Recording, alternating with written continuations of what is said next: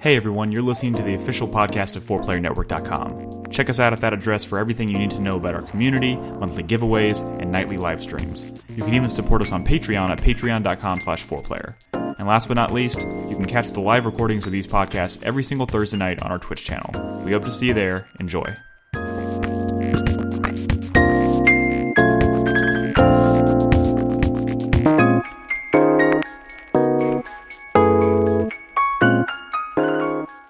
Everybody, welcome to 4Player Podcast. This is episode 670. It is February 11th, 2021. My name is Nick Henderson. Joining me tonight is Brad Simons. Hey. Nolan Hedstrom. How's it going, everybody? And Christopher Davis. It's cold in here. It is very cold. Today's like the ice apocalypse. We've actually been shooting the shit, talking about how everything in Texas is frozen right now and all the horrible accidents it's been causing today. So, yeah. Also, I apologize. We are recording this live. If anybody loses power during this, we're all fucked. So I hope this goes well, but we'll see what happens. Anyways, welcome to the show. We have a lot to talk about tonight. We're going to be doing things a little differently tonight, or this is going to be a little bit of a different kind of show, because normally we talk about, obviously, games we're in the process of playing through and whatnot. But last week we had the idea, because Steam was doing this Steam Game Festival where they just released a metric fuck ton of demos for upcoming games. And we decided to just kind of, scattershot it. Everyone was going to just play a bunch of stuff and bring anything that interests them to the show to talk about tonight. So that's going to kind of make up the bulk of our impressions this week. Before we do that, a couple things I want to remind you guys of. One, the Revival Club. We have officially started the next game in the Revival Club, which is Final Fantasy XII, which won the poll this time around by a pretty hefty margin. A lot of people are really excited to play that game again, myself included. So if you are interested in playing through that game, talking about it, maybe even being a guest on a podcast in the future when we get to the end of that game with myself and one other person, patreon.com/4player. Check us out there. And also, there's one other thing I was going to say. The Castlevania podcast we pushed back. Brad thought it was probably a good idea that I actually finished that game. Yeah. Before we talk about it, so I made some progress last night, Brad. I'm about to flip that castle. Well, you're the first time or the second castle. time? It's a separate castle. Oh, well, why is everyone talking about flipping the castle? It's the You'll inverted castle. You'll see. Well, I'm very excited. So, when I get through that, which obviously I've been kind of sidelined a little bit trying to make progress through that, but I'm going to be focusing on that over the weekend, so I'm going to try and get through it as quickly as possible so we can actually record that podcast. But in the meantime, we are diving headfirst into Final Fantasy XII. I'm already 4 or 5 hours into it. Really, why, Chris Davis, why are you shaking your head? Because it's not the game that we should be replaying right now.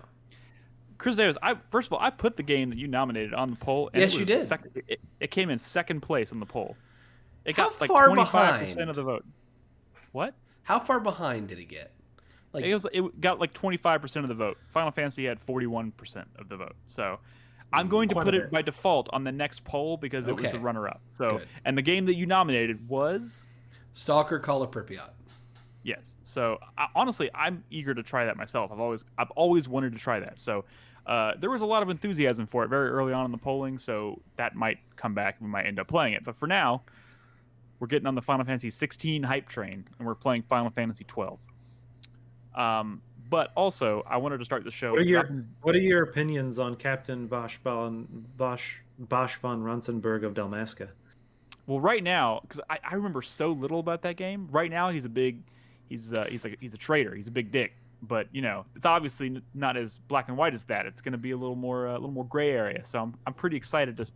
I don't remember anything about where that story goes, and I've been saying this. I think I will appreciate this game a lot more now because I'm a little bit older. I think back when I played that, I just wasn't super into like the political intrigue and stuff. But now I'm all about that shit. So I'm pretty excited to play this game again. But anyways, I've been really bad lately. I'm supposed to be reading feedback from you guys from the last episode. I haven't done that in a while. So there's a couple comments I want to read tonight that we can respond to, comment on if we'd like. Tobias Reaper has our first comment tonight. He says, regarding last week's discussion about how the Stadia and Amazon's game streaming service, Luna, Both seem to have failed pretty spectacularly. I firmly believe if either company had just gone ahead and released a new physical console that played either discs or even cartridges like the Switch, they would have had the same demand as the PS5 or Xbox Series X. The demand for the disc reading version of the PS5 shows that gamers still like our physical games and consoles, or physical games and consoles. New classic disc reading consoles would have sold like hotcakes. What is y'all's opinion? I'll say this: I don't think Amazon or Google were really interested in getting into the gaming space if it meant making a physical console. I think the fact that they could now do it completely digitally and get into that industry without the need for a physical box is probably what allowed them to do it in the first place. I just think maybe the world at large maybe wasn't ready for that yet. But both those companies have more money than God, so it's like, yeah. I was gonna say if Google or Amazon were to get into the physical hardware space, they would not do it by designing a new console. They would do it by buying someone else who's designing a console. I mean, there are definitely other people who are trying to kind of create their own consoles and shit to compete. And obviously, they just lack funding. I'm sure if Google or Amazon were to want to, they would just buy up one of those companies. It'd either be that, or they would take an existing product they have and just augment it for games. Yeah. Yeah. But they went a different route, obviously, and it doesn't seem like it's panned out. Did we talk about that on I think we did mentioned it on the podcast. We talked about it last week, I think. Yeah. Yeah, that's where we stand on that. And our last comment comes from Slopdog. He says, I remember first playing Nuclear Strike for the PS1 and being dumbfounded on how to navigate the menu, and only after like 10 minutes of messing around did I realize that to start a mission, you had to press triangle. I think this is in regards to someone asked us like what's the worst like start menu last week. Okay. Remember that question that kind of confused a lot of us as to how to answer it. I own Nuclear Strike. I'm a huge Strike fan, but I've never played like the Soviet or nuclear games. I really need to. This Nuclear Strike? Obviously, that's a Western game, right? Yeah, it was on the PS1 and 64. Usually speaking, that confusion between triangle and like X is just a difference of like a lot of Eastern games use triangle to confirm as opposed to X. No, it's circle. Circle versus circle. You're right. Right. It's dependent on, it's either the right button or the bottom button. In the West, it's generally the bottom, but in the East, it's often been the right button. Gotcha. Is confirmed. He also says ketchup with sriracha sauce is pretty damn good. Ketchup with sriracha. I mean, essentially, you're just making spicy ketchup. Yeah. Yeah, that's true. That's true. Spicy ketchup is delicious. Whataburger's spicy ketchup is the bomb diggity. Mm-hmm. I feel like you got to ask for that now. Like they don't prompt you anymore for it. Yeah, they haven't asked me about it, but they always ask me if I want ketchup, and I would say yes, please give me all the spicy you got. Anyways, guys, thanks you for the comments. I'm gonna try and get better at this. So if you have anything you want to say, any questions you want to ask, anything, if you want to chime in on any of the conversations we're about to have on this episode, leave us a comment at 4playernetwork.com on the post for this episode, and we'll read it and respond to it next week. But now I guess we're going to jump into demos because we all played a bunch of shit. So, Chris Davis, I will say that I streamed 14 or 15 games in one sitting. I cast it. Or it was something, I can't remember the exact number, but essentially I put up a timer and I played each game for approximately 14 minutes. There was a couple that I skipped that I ended a little bit early, and there was a couple I actually went over. But yeah, I had one very long stream where I went till I think at least 1 a.m. Just playing a bunch of games. Damn. Yeah, nice. we have. I was actually 16 videos to talk about tonight. I was thinking about doing that, maybe even on my Tuesday stream, and then Brad messaged me on Monday morning and was like, "Hey, just FYI, most of these demos lock at 9 a.m. tomorrow," and I was like, "Oh fuck." Luckily, I had downloaded all the ones that I really wanted to try over the weekend, and I was like, "I'll just play them Monday and Tuesday night." And then I was suddenly scrambling to try and get as many in as I could. I was up until 1:30 in the morning on Monday night trying to play as many of these as I could. All right, Chris Davis, I guess hit us with the first demo and let us know what it is, and we'll just talk about it. We're not going to go in any particular order. Chris Davis is just going to shotgun these out? Well, I'm going to go in particular order. We're going to be going in alphabetical order. No. And our first game tonight is Draft of Darkness. Aardvark. Oh. Draft of Darkness. That's one of mine. Mm-hmm. Oh shit! All right, Draft of Darkness. Have you heard of Slay the Spire? Oh no, No, I don't know that one. It's kind of like Slay the Spire, except it's in like a classic survival horror game setting. That is slowly becoming my most hated phrase on this website. You know what Slay the Spire is? Play those games. So. Then just compare it to Monster Train. Well, it's one of those.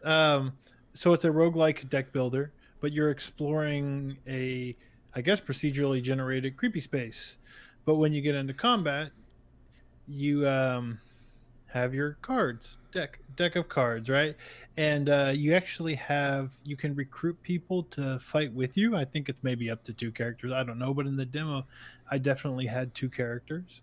And I guess the thing that this does, Slay the Spire only has 1 character, right? And it has multiple characters, but you're only ever playing them at one time, and you have specific decks for those single characters. And but in this one, since you can have multiple characters and they have different decks, they have different starter decks, and you draw cards, or you draft cards, and there are like character specific decks, I guess. Like I recruited this security guard, and he has like different attacks, right? He's using his flashlight to like blind enemies and stuff, and she's got a different kind of stabby deck that does a lot of like bleed damage and stuff. But it's kind of like Slay the Spire, but because you have multiple characters, you're drawing both characters' cards in the same hand. So it is more like Monster Train than Slay the Spire. Well, no. In Monster Train, you have your 1 deck, right? This is mixing 2 decks. You have one deck, and in Monster Train you have a sub deck. Oh, okay, yeah. You have like the 2. You have the 2 colors, right? You always have 2. But what I'm saying is these 2 characters' cards are being drawn at the same time. So which character is going to act depends on what card you're going to play. Gotcha. So a character can only act if you've drawn one of their cards. Exactly. But sometimes you can like combo them and stuff. What's it called? The game that actually was a Slay the Spire like, which had the same type of system where you had 2 characters, up to 3 characters, and you were drawing everybody's cards at the same time, was the SteamWorld game. I forget what it was called. SteamWorld Quest. Quest. Oh yeah, the RPG, the SteamWorld RPG. Very very similar combat system, and it's fine here. It's a little clunky, and but you're doing cool like abilities. I mean, the cards and abilities and combos actually seem pretty good. Standard like Slay the Spire stuff, but like appropriate to the setting. You also get loot that you can equip on your character. At the end of battle, so you're constantly swapping out your character, and that contributes to your build as well. As far as exploration goes, it seems pretty standard, also kind of clunky, but you're just kind of exploring a creepy house or mansion or whatever the fuck I'm in, right? And I'm guessing maybe as you go from like act to act, maybe that the setting kind of changes like Resident Evil style. Maybe I'll end up in some lab somewhere, underground lab. But is there anything about it that's actually creepy, or is it more of just kind of an aesthetic choice? Because I feel like it's like with this style of game, it might be kind of hard to make it. Aesthetic choice, but I guess if my deck's not looking pretty bad, that's kind of scary, and I'm up against something nasty. I don't know. Honestly, it was just a little too clunky, but there's some potential here. I enjoyed it. I'll see more, but this is definitely one I probably wouldn't buy in early access.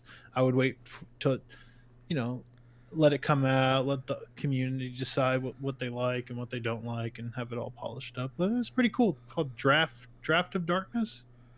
Cool. Yeah. Alrighty. Okay. What's by the way, we're probably gonna we have a lot of these, so we're probably just gonna shotgun them and like talk about them for like 3 or 4 minutes at a time. So a shotgun is probably not what the weapon you're looking for. Okay, here. maybe you're right. You're what's the weapon I'm like a Like an SMG or a machine gun. Yeah, right. like Okay, there we go. We're gonna Rapid fire. machine gun our way through these. Rapid fire. Okay, you're Like right. a Tommy rapid gun. fire.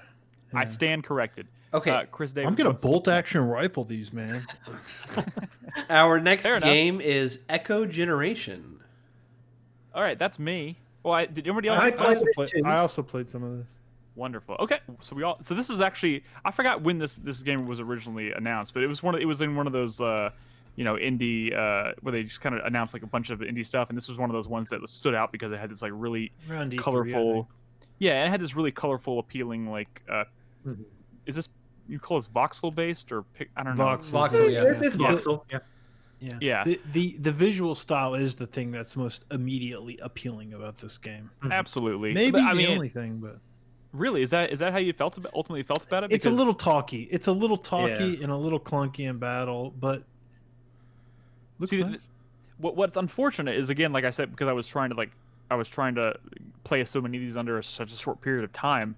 I probably would have spent more time playing this demo, but I played it long enough to just get a feel for it and see what it was about, which was probably about 15, 20 minutes. I didn't finish the demo, but I would have liked to.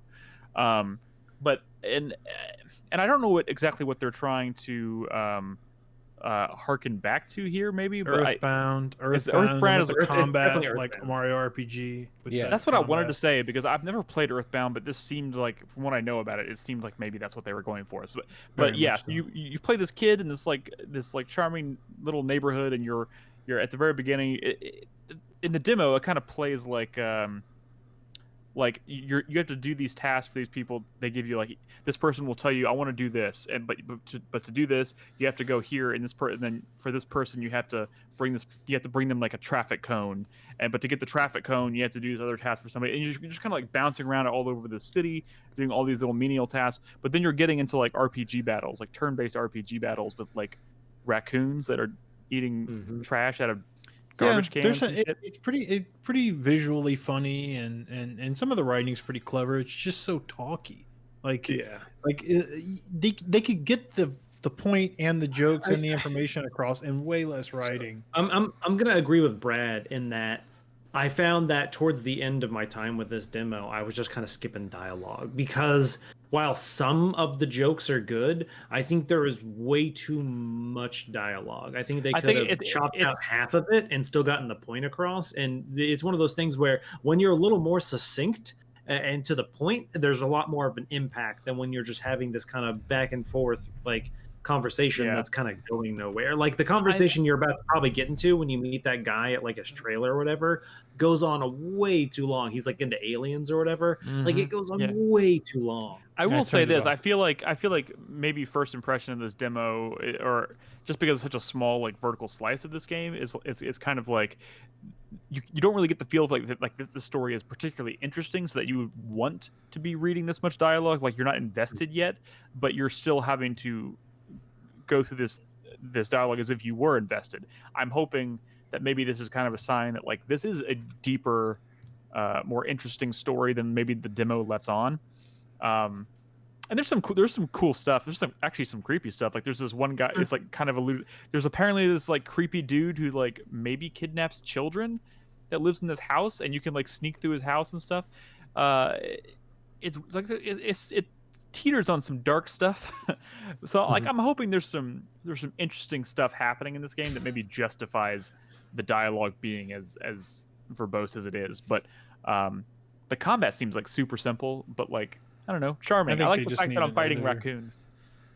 Yeah, it could be, but this is definitely something I plan on playing. I think it's charming enough to justify at least rodents of unusual giving size. it a try.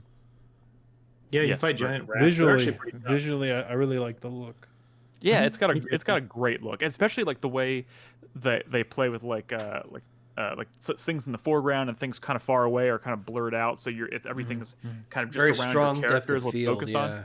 Yeah, strong depth of field effect, and it looks phenomenal. So I'm definitely into this. I want to play it. I just hope, like y'all said, that it's maybe edited a little bit more, edited down a little bit. We'll see. It could just be because it's the start of the game or whatever, maybe. But that's true. Or it could just be really talky, like a Paper Mario game or something. I don't know. Yeah, man, I played 40 hours of that Paper Mario game and I still didn't finish it. That's weird. That game. No Mario game should be that talky. I should go back. Well, the to RPGs generally are, but yeah. Anyway, yeah. What's next? Our next game is Floppy Knights. Oh yeah, this is me. That sounds like a Nolan game. Brad, did you play this one? I did not know. It seems like you might enjoy it. So I mean, I intended to, but timing wise, I ran out of time and demo. I got you. If you remember last year, I spoke about Dicey Dungeon, which is a game I enjoyed. This is very similar to that. Was that last year or the year before? I think that was the year before. Yeah. Yeah, man, time, man. This definitely is the same artist who did Dicey Dungeon. I don't think this is from what's his face that did Dicey Dungeon. Terry Cavanaugh. No, Terry Cavanaugh. Thank you. But this is the same art style. But this is more of a tactics game. But it is a deck building tactics game. It seems like that's where everyone's going nowadays. So you have like a champion. The first card I laid down was like my champion. And then they will bring in kind of like special cards. And then you just have other cards that you find along the way as you're going through this world. You'll see that I have like some plant-based cards, and I have one that does like range damage. He can't attack. Similar to like a trebuchet or something in an Advanced Wars game. You can't attack. Did somebody say right trebuchet? Yeah. You can only attack at a distance. You have the same thing in any kind of tactics game. When you're in a forest, you take less damage. You can't cross across a river in one move. You have to stop and whatever. Kind of some of the similar stuff. But where this game kind of differs is the whole like deck building aspect. So your movements are based on if you have cards that let you move. If you don't have any move cards, you just can't move that turn. That's brutal. But you can always attack if there's an enemy in your range. But once again, also everything's kind of based on energy. So similar to other, deck building games we've seen recently, each of these cards cost me a number of energy to use. There are some that cost no energy to use, but a lot of the time those ones you have to discard them once you've used them for the rest of the battle. And so there's other things like you can see here if you're watching the footage that I can use a special card to enhance the strength of one of my units or one of the cards I have in my hand. I don't really know what else to say. I don't really know where the story's going yet. I probably It looks cool. maybe... Did it seem compelling? Yeah, no, it was definitely enjoyable. I definitely am curious to see where the story goes, and also curious as to how deck building will work. Because unlike a tactics game where you just have units and those are the units you have and you put them out there when you want, this if you haven't unlocked a unit, you don't get the option to even have that unit. So I'm kind of curious as to where some of the units will go, and also as you saw at the beginning of this footage, if you were watching, you have like objectives and primary objectives and sub objectives, and if you get later sub objective, maybe you'll unlock an extra card or something like that. So it's always kind of one of your benefits to try and do what you can. And also like other kind of tactics games, your objective is not always to defeat all the enemies. Sometimes it's defeat a certain enemy. I played one level where it was literally just capture this one point on the map and the game ends. You could in theory try to avoid every single enemy if you wanted. But yeah, I don't know. I probably played a good half hour, 40 minutes of this one. I did enjoy this one. I had good music. And like I said, I do like the art style as well. Cool. But yeah, that's Floppy Knights. Mm-hmm. Floppy Knights? Correct. Are there any like CO powers or anything like that going on? So the only like CO power is that depending on the CO unit that goes into battle, they add a card to your deck. So unlike you have your deck that is based out of this many cards, the CO's card is not in that deck. It gets added to the deck once they get sent into battle. I've only used that one CO, so I don't know how the other ones work or what cards they bring in, or maybe if they have any other effects. But that's all I know as of now. Hey Nolan, this is off topic. Have you ever played the Metal Gear Acid games? Yeah, I have. Okay. 2 especially is fucking awesome. I agree. But yeah, that's it. Never got around to playing those. I always wanted to, but I never got a PSP. I wish we lived in a world where those could still exist, among other things in that series. I'm gonna take a wild guess that I'm talking about the next game too. Well, the next game is called Foregone. Yep, I know the alphabet works. Is. Brad, did you play this one? Congratulations. No. Seems like you might like this one too. It is definitely a Metroidvania-esque game. Ooh, the that demo I would is not also... gone yet. I downloaded this, but I skipped it because I saw it on your. I saw that you had mentioned you were gonna play this. I was like, I'll let Nolan cover this one, but that one's still there. I might play it. It's not Foregone. I would definitely recommend checking it out. I really enjoyed what I played of it. It has a good art style. It reminds me a lot of Dead Cells, but it's not roguelike. But as you're playing the game, you are constantly unlocking kind of like new weapons, and like enemies drop weapons and items and stuff like that. So you can see right here, I'm kind of going through some of my weapons at like a blacksmith, who you can either upgrade them or you can break them down into resources to upgrade your other weapons or armor or rings or accessories. You primarily have like a melee weapon and then a ranged weapon. So combat kind of depends on what you have with you. Ranged weapons can be pistols, or they could be shotguns, or they could be bow and arrow. And depending on which one you have, that kind of depends on how much ammo you have. So none of them are unlimited ammo. I was gonna say, are you gonna get out of the menu? Damn it! Yeah, sorry. I definitely get into some game footage here in a second. So ammo is limited, but as soon as you melee attack enemies, you start regaining back that ammo. So it's kind of this back and forth of wanting to maybe shoot an enemy and then run up and slash them to regain some ammo, or shoot a couple of enemies that are farther away and then run up. So you get the ammo back specifically when you do like physical like melee combat, like attacks on them, or yes. And if you'll notice, like right now, I think I maybe have a shotgun equipped, so I have like 4 shells and that's it. That's not a whole lot. Versus if you had a pistol, you might have like 10 or 12 or something like that. Right. But the shotgun does like massive damage. Was that weapon called gunchucks? Yes, you do. I do have gunchucks. Please, one of them. please, they have a lot of them. Elaborate on the gunchucks. It's just another way. I mean, it's a weapon that is like nunchucks, but there's guns on the end. Okay, that is more stupid than a gun blade. Just so we're clear. That is awesome. So you see them right there. And so you'll see me try them out because I just unlocked them. But yeah, so it is. Every weapon kind of acts differently, so it's similar to kind of like any other like almost like a bloodstain or something. Like whenever you get a new weapon, you want to try it out. You want to see how you like it in combat. Some of them are slower, some are faster, some have more range, and so it's all about kind of finding your play style. In addition to that, obviously, it's finding whatever weapon does the most damage potentially. Any kind of more. That scythe. You did like a scythe that like. But it extended that's what I'm using right as here. you use You'll see it. I use it for a little bit because I think it's my best weapon right now. But it does some pretty good range on it, which is I think why I liked it.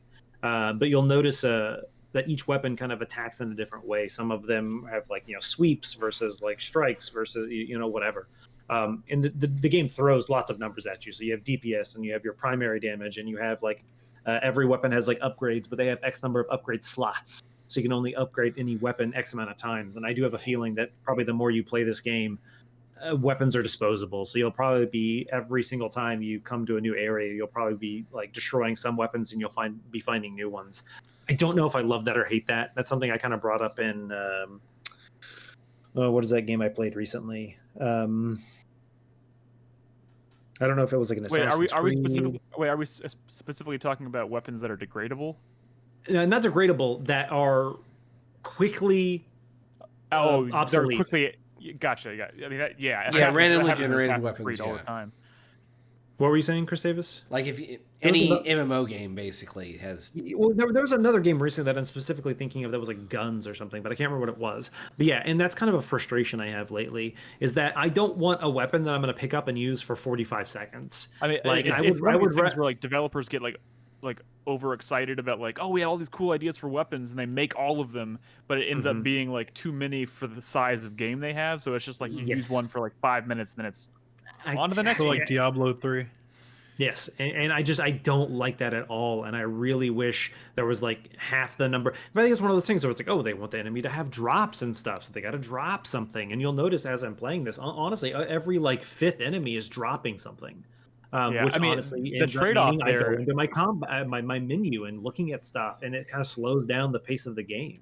Yeah, the trade-off there is usually like that's usually when they implement like degradable weapon systems. That's why like Breath of the Wild, you're like constantly burning through weapons because you're gonna pick like 5 up in the next 10 minutes. Well, and so that in this game is of the format of your weapons are constantly becoming obsolete, because I guarantee you, they're randomly generated, and so you'll get a weapon and it'll have like a DPS of 40 and 2 upgrade slots, but then later on, like 10 minutes later, you'll find a different weapon that has a DPS of 45, which is not as good, but it has 3 upgrade slots. So in theory, you can make it better. And so that was kind of my biggest complaint about this, was that kind of, I'm constantly feel like I'm having to go into my menu because I'm getting new shit. Well, and I would just hope.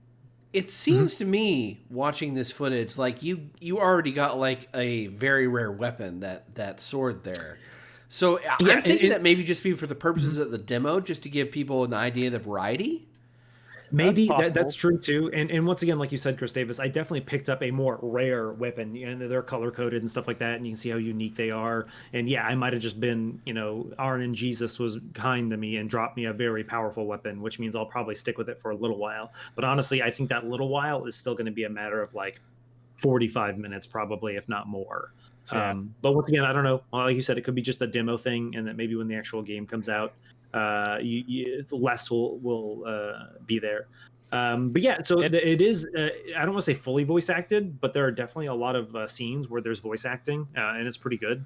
Nice. Like there's a story to this game, and there's definitely been multiple times where the protagonist kind of comes into a new area, and it's like, oh, this area, blah blah blah. Like I feel like they kind of dropped you in the middle of the story for the sake of the demo, and so I might be missing some of the beginnings of it, the context. But there's definitely some areas where there's just like voice acting, and she's like commenting on things that are going on and whatnot. Well, I'll tell you what, I like a nice looking Metroidvania with the story. It's a very nice art. So this is definitely. This is definitely one that I might want to check out when it comes out. Well, maybe I'm not sure if the demo finish the nice-looking Metroidvania with the story that you're playing. I said nice-looking, Brad. Well, are you telling me Symphony of the Night is not nice-looking? First of all, I am just kidding, but I'll tell you what. Robin walked into the room yesterday and she goes, "Is this Castlevania that you've been playing?" Because she hadn't seen me playing it. She just heard me like rage quitting the other night. She's like, "Is this what you've been playing?" And I had the map open, and I was like, "Yeah." She goes, "Oh, that's awful." She had no context. She didn't know what she was looking at. The map is a little dated, but that's because it's just a bunch of blocks essentially. I will tell you this: she sat down with me, and I kind of like, cause she's never played a Metroidvania before, so she sat down with me, and I kind of like explained what the appeal is of, and she sat there with like 20 minutes and was like kind of getting into it. So but first impression, she looked at it and she's like, "Oh, that looks bad." She was specifically talking about the map being completely overwhelming. But hey, no, it is, and I beautiful game. Fuck you. Yeah, it is. It is a good game. It is a good looking game, especially considering when it came out. It's for its time.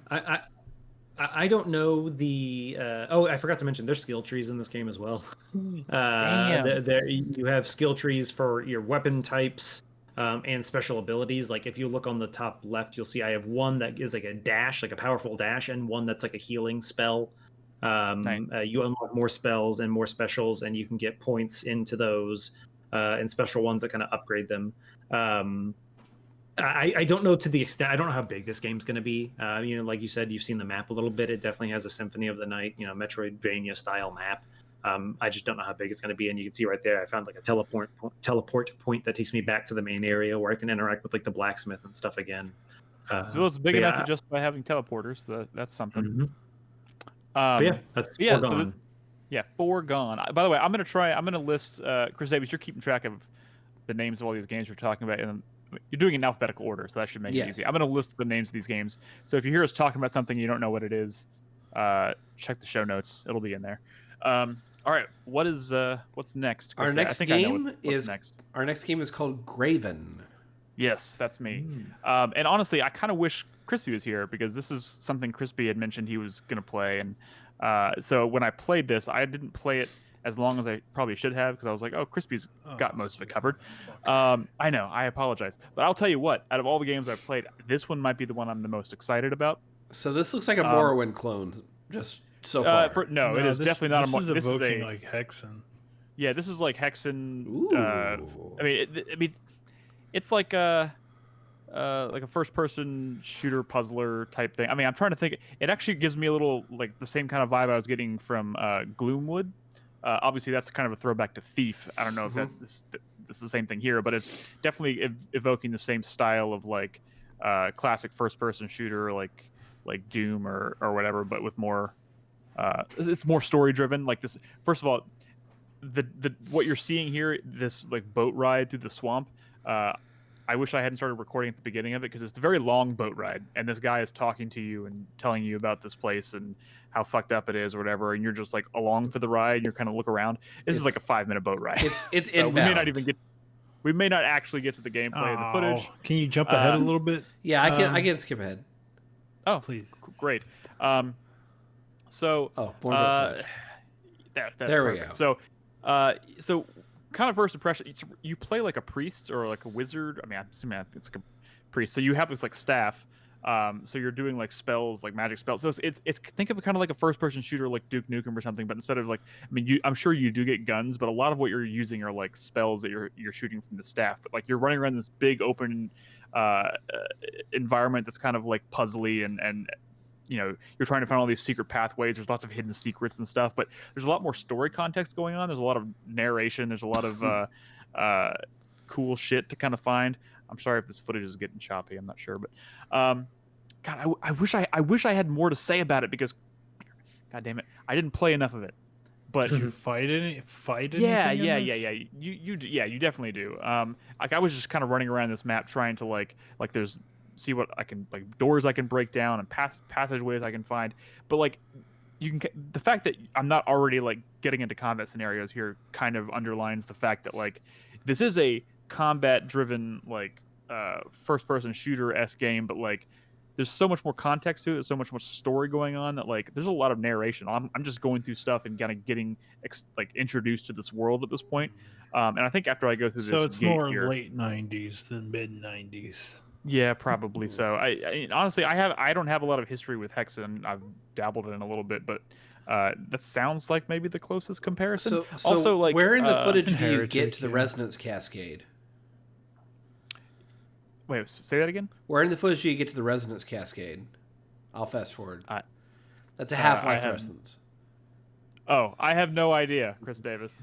But you could skip ahead a little bit because I'm just exploring this village because there's lots of stuff, lots of alleyways and stuff to explore, and there's hidden secrets everywhere in this game. But a lot of it is trying to find the right way to open gates, and you're being. It's like I got this spell book, and it gives me this new spell. I can shoot fireballs and stuff now. I kind of just barely scratched the surface of it. I was playing this demo at like 1 o'clock in the morning on Monday, and I was like, I want to keep going, but I should have been in bed an hour ago. But like, there's also a lot of like environmental destruction and stuff. So like, I unlocked this spell that lets me shoot fireballs, and now I can like burn down like wood that's like blocking passageways and doors and stuff, which gets me into rooms, which unlock more secrets and all kinds of stuff.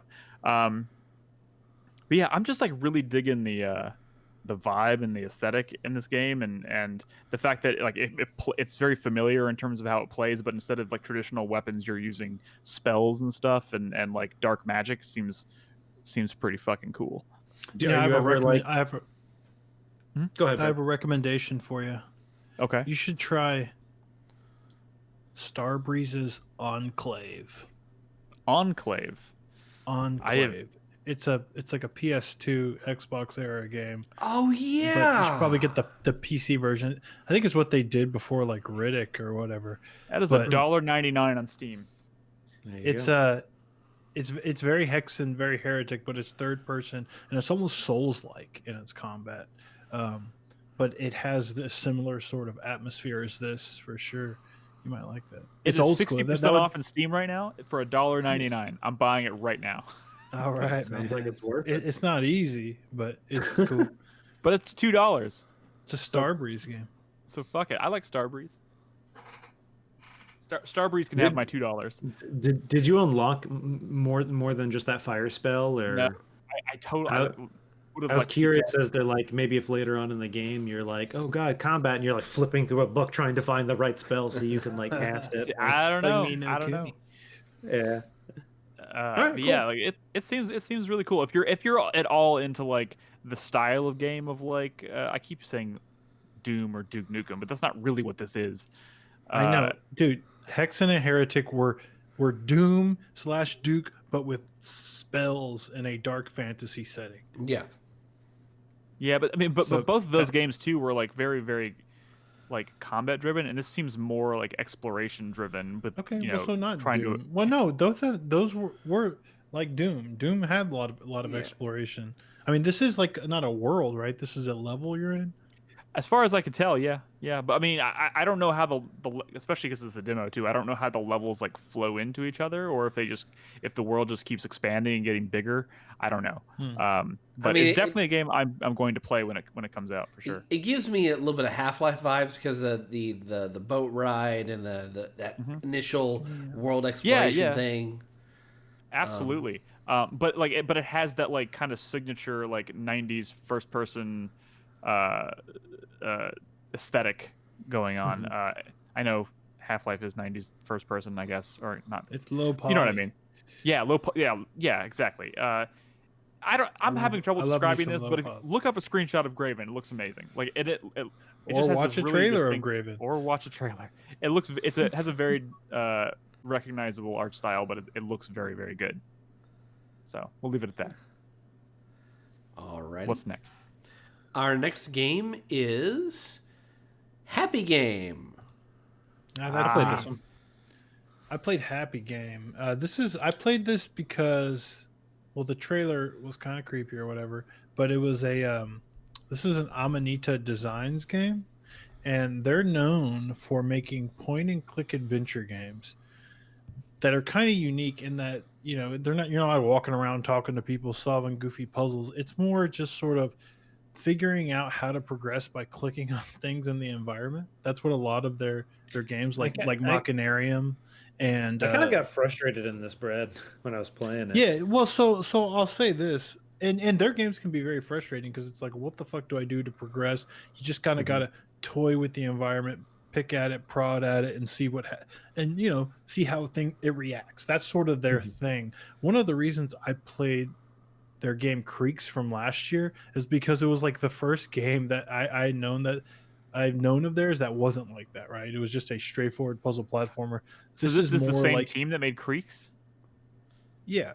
Or Machinarium, Samrost. I mean, this is a long-running indie game, like kind of adventure game developer who's known for making like very visually interesting games. But this is like kind of explicitly like fucked up in horror, and that's kind of why I wanted to try it, because Creeks was a horror setting, but it was not that type of traditional Amanita Designs game. This is sort of that, but even a little more out there.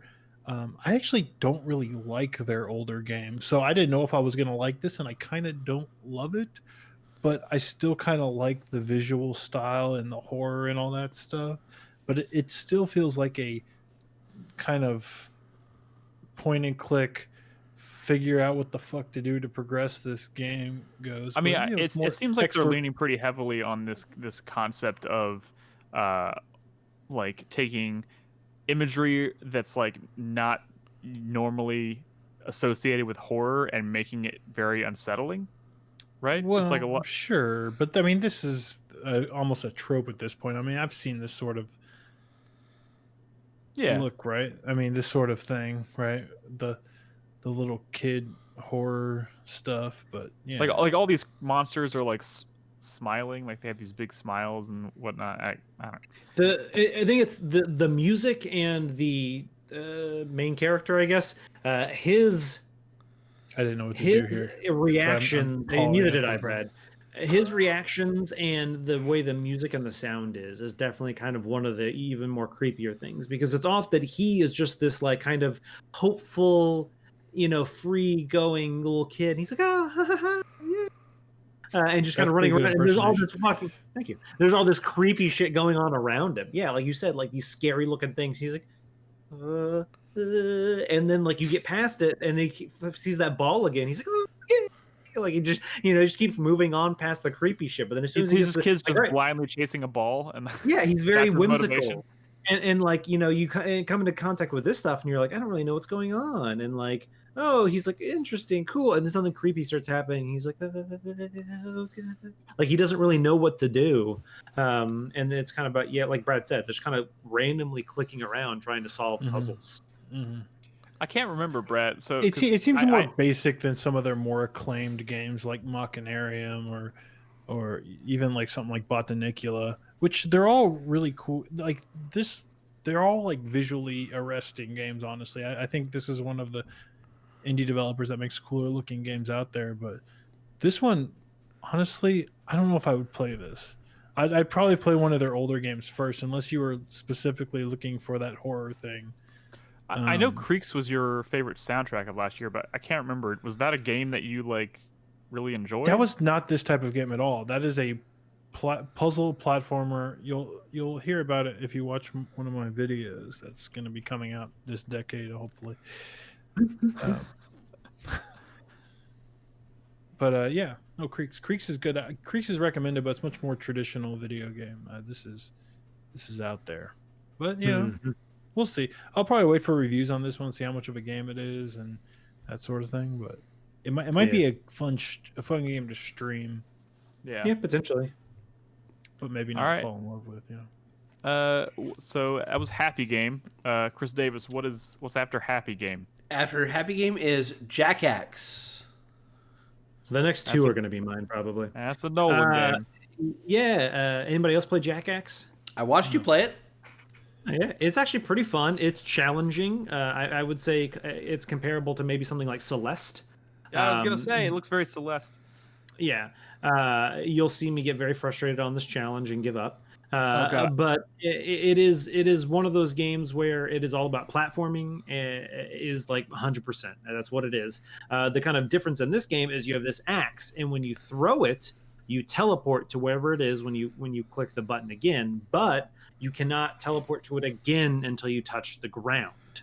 So similar to Celeste, in which you have your multiple jumps, and as soon as you touch the ground, those jumps reset. This is you're kind of throwing an axe. Gotcha. It's challenging for a couple of reasons. First off, your kind of life is based on coins. Every time you die, you lose 10 coins. I don't really know what happens if you die without 10 coins, because thankfully I never did. But I definitely got close, is what I'm saying. Like you can see right here, I got down to like 3, and I was like, "Fuck, I gotta play more cautiously." But the kind of downside to that is everything is a one-hit kill on you. There is no like, "Ooh, I fucked up a little bit. That's okay. You know, I have." A few more coins to spare so I don't die. Like when you're in boss fights in this game, a single hit, you have to start that boss fight over again. I've only done one of the boss fights in this game. And you'll see me get frustrated here because what happens is you have to break these ice blocks with your axe, right? And so it kind of gets annoying because you have to each ice block takes, I want to say at least 2, maybe 3 times to break. And so I'm just standing there and I'm just fucking throwing the axe. But I think one time I accidentally throw the axe when it's under a block that's about to fall, and so I teleport to it, and then an ice block falls on me and I die. And so it's kind of stuff like that, or you saw right there that I accidentally teleported and the fucking ice blocks killed me. You are not enjoying that boss fight. Yeah. That happens during the boss fight, where in this case, the boss I fought was constantly throwing things at you, so obviously you avoid them, but then he does an attack where a bunch of spikes come up from the ground, so obviously you have to jump over them to avoid them, as they similar to like almost like a there's a particular enemy in what is that game called, the Rogue Legacy, where he does an attack and a bunch of, I think it might be like the final boss, where a bunch of like spikes come out of the ground and kind of cascade across the screen. You have to jump over them. Well, simultaneously, while he's doing that, he also spawns an ice block that drops. And so multiple fucking times when I was trying to avoid those spikes, the ice block fell on me. So again, it's immediate death. Start the whole fucking fight over again. So okay, speaking as someone who's never played Celeste, but even though I know I absolutely should, that game was difficult, right? As I understand it, but also I would say the game was challenging. I wouldn't necessarily say difficult. it was rewarding though, right? Do you feel? Yes. Well, that's why I use the word same sense of challenging. I don't want to say difficult in the sense that like when I hear difficult, I hear it's like kind of like frustrating. And while difficult it can sounds be, like a negative as opposed to yeah, challenging. and I don't want to say that. I want to say that I felt like when I played Celeste, every time I died, I knew kind of what I did wrong. Like I understand that I mistimed that jump, and that is my fault. This is a little more complex because you were having to throw the axe in a particular direction when you're at a certain height. When you're doing, you know what I'm saying? Like there's a little more involved than just jumping from point A to point B. But yes, I would also say this game is fairly rewarding. There's a lot of puzzles that I kind of found. There are obviously a lot of platforming challenges and stuff like that. You'll see. I don't know if we'll get to it in the footage, but I get to a point at where I have to do a platforming challenge without my axe, where it's kind of one of the things to start the challenge. You have to kind of throw your axe. It's not. You'll see me do it right here, actually. It reminds me of, but maybe this handles it better. But like Super Mario Sunshine, where they take away you're spending the whole game using the flood thing, and then all of a sudden you can't use it anymore, and it's like fuck this. Yeah, exactly. But in this game, you're in the overworld, and you have to collect, coins for essentially health, and these like not rubies, like these like gems. I don't know what you would call them. Runes. But there are runes. There are certain doors that are locked behind, like, oh, you have to have X number of runes to open this door. And so it's kind of one of those things where it causes you have to explore the world more because you need to find enough runes to be able to open that door. So maybe at some point I'll end up coming back here. I don't know if I will get more platforming abilities besides just the ability to throw my axe. I don't know. But I mean, it was pretty enjoyable for what I played. This is not like a day one buy for me. This is a wait for some reviews, and as long as the reviews are fairly positive, I'll pick it up. But I think it easily could be a game where it could be lacking and at the end of the day. So that's my only thing. Also, Nick, you should play Celeste. It's I know that's what I was going to say. Like more than anything, now one of the most beloved indie games ever. This demo, this is terrible. I'm sure this is not the reaction they necessarily wanted. Like I'd be interested in trying this, but right now it just kind of makes me want to go back and actually play Celeste, which I own. It's on. I've had that game for a while. So I don't think there's anything to really stop me from playing it. But we'll see. I mean, this is the boss fight I'm about to go into. If we want to maybe ramble on about this game for a couple of more seconds, you'll be able to see a little bit of it. I'll say this: just play Super Meat Boy. Super Meat Boy's good too. I will not play Super Meat Boy, just because I know myself and I know what that game will do to me. But one thing I do like is when you're like throwing the axe and like teleporting to yourself. If you throw it and then you teleport, when you hit when you come out the other side, you keep the momentum. Yes. So that is definitely something that is kind of puzzle solving, platformy. You'll notice one of the things that happen if you saw it all in the footage we were watching. There are certain areas where it is like, and I'm trying to think of another game. There's definitely been other games, maybe like an Ori, where whenever you hit a enemy, you kind of regain your ability to keep going. Like an Ori, how you could like bounce off of their projectiles. You kind of have to use that. And there were some areas that I could definitely tell, and I never really achieved it just because I didn't spend enough time with it. But there was enemies. Oh, if I throw this axe and I hit the enemy, I will keep going. But hitting the enemy, sorry, I didn't mention earlier, that also resets your ability to throw your axe. I kind of picked up on that watching the chain off of enemies to get to other areas, to maybe find secrets, to maybe complete challenges and stuff like that. I highly doubt you'll see me beat this boss because even though I had beaten him before this, it still took me multiple tries because it is definitely challenging. I really didn't like that in this boss fight. You couldn't like throw the axe to hit him when he was in midair. You had to get him. You had to get him to stun himself. Yeah. Mm-hmm. But anyway, that's Jack Axe. And let's move on to my next game. Axe. Yeah, this next game is something Brad should be paying particular attention to. It is called Jelly is Sticky. Is this a meme game? What does that have to do with me? It is definitely not a meme game, Nick. It is a puzzle game. I was just trying to And- pick up on Chris Davis's hint about Brad. It Yeah. sounds like it sounds like a Goose Game situation where It is No, not. no, it's definitely not. It is a Baba Is You-esque game. Ooh. It is challenging as fuck. I will say it is one of those things where early on the game starts out simple enough. Like, oh, okay, this is very easy. I understand it, and then it starts getting into certain things where it is like, I have no fucking idea what I'm supposed to do here, and it just becomes a matter of trying 48,000 things until you figure out what you're supposed to be doing. So there were. Are you trying to like make yourself So into the shape of those three Exactly. strawberry tiles? Oh, Every fuck. level has shapes that you need to make yourself before you can unlock it. And to add to that, the overworld has puzzles, so you have to solve a puzzle to get into a puzzle. But this is an area where I happen to be in a puzzle. And similar to other games of this style, like all of them have names and whatever, and some of those names might be helpful to kind of help you figure out what you're supposed to be doing. Ooh, But this looks good. it is. And the thing is, This looks it's like a called game that's super fun at first, but then you're just like, fuck this game and never play it again. Yeah. So it is called Jelly is Sticky because while jelly is sticky, not everything is. You will encounter other types of things like grape, and I can't remember what grape is, and there's like coconut, but there are some that act Jelly in is different sticky. ways. Grape is not.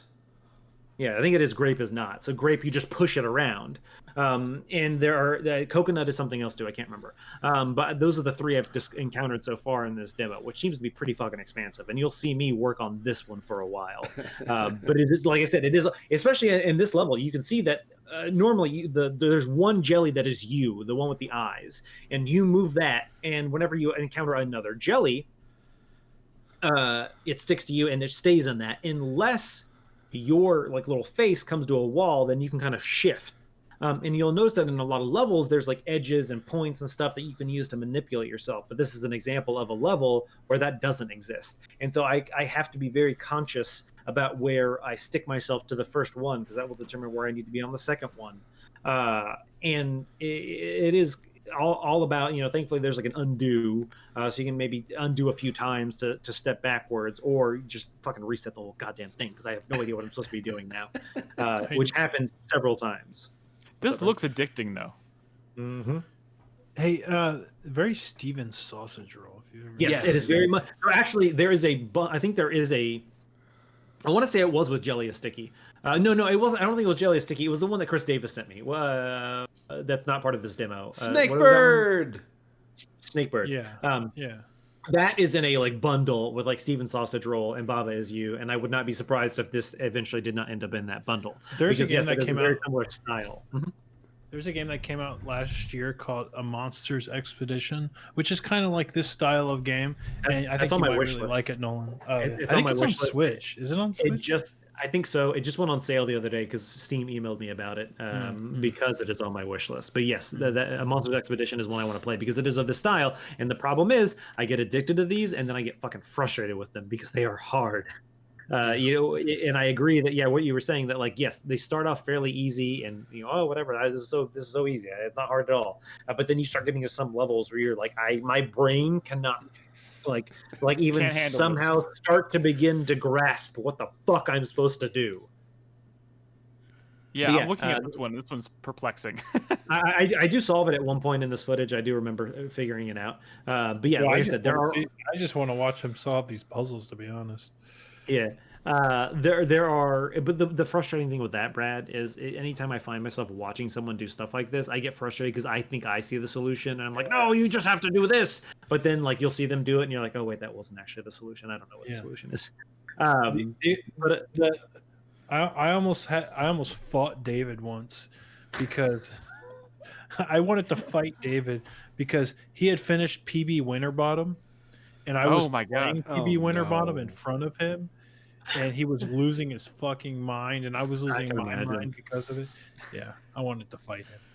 Yeah, I can imagine. I forgot about PB Winterbottom. I think I like a good fucking puzzle game. I really wanted to play that. Why did I never finish that? Is that on Steam? Probably. I'm not sure actually. But anyway, like I said, the thing with this game is it really starts changing things up when you get into levels that are not just jelly. You'll get into levels that are multiple like types, and so you kind of have to interact with them in certain ways to get them to form shapes and do certain. It is tough.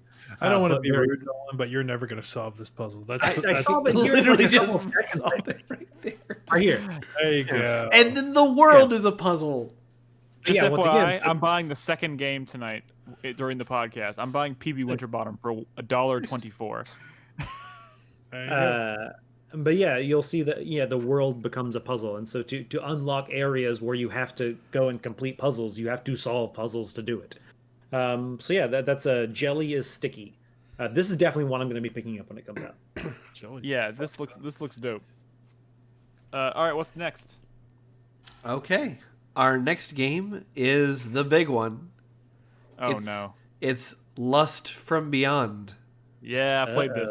I played this. No, this is that weird. So the funny thing is last week on the podcast, I brought up this game as a joke, and then I started watching it more, and I was like, this seems like it would be a Nick kind of game, and it turns out. Yeah. So this is the weird. So this is like a weird H.R. Geiger sex nightmare or something. I don't know how to describe that. Oh God. Yeah. Okay. So this.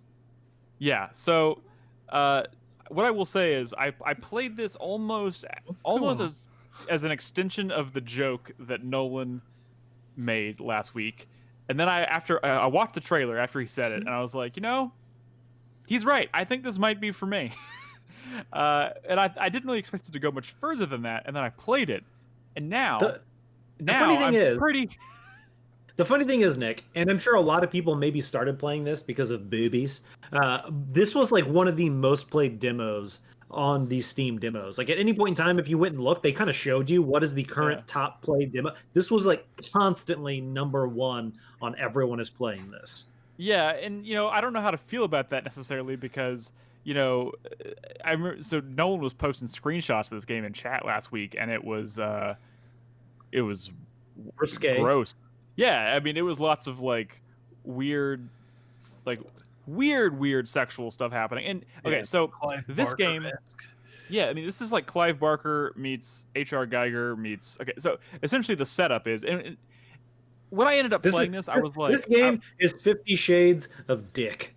Like it is like you don't get to it super early in the demo. I played a little bit of the demo, but at one point you walk into a room and there's just fucking all this just dicks everywhere. Yeah, well, you walk into a not a torture chamber. You walk into like a sex dungeon that they've. So the concept of this game is you are this dude who is trying to infiltrate this cult who worships a god of lust. So there's all these cult members who live in this great big mansion who just fuck each other all the time and worship this giant this god of sex, I guess. And I thought at first I was like, oh, that sounds weird, and I don't know how I feel about that. And I played it, and I was like, you know what this is? This is like Amnesia, but with boobs, like, and weird, like, but at the same time, it's also like so.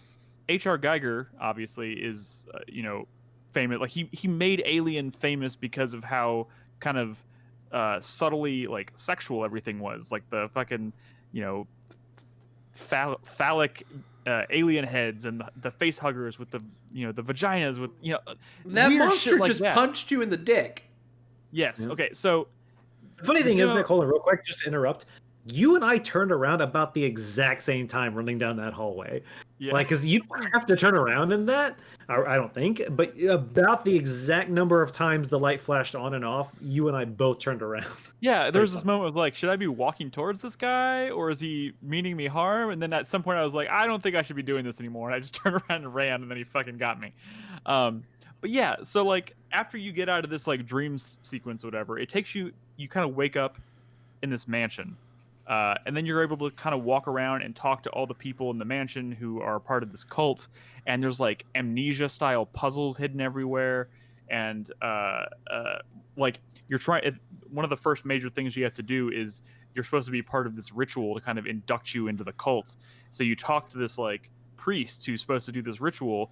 But before he can do that, you need to like collect these like items for this spell that he's going to do or whatever. So you're like scouring this house for all this, and like for the rest of the demo, I'm just walking around this house looking for, but like all the paintings in the, like not all of them, but a lot of the paintings on the wall are just have weird sex stuff in them. And then at some point you walk into this sex chamber where they call it like their pleasure room, I guess.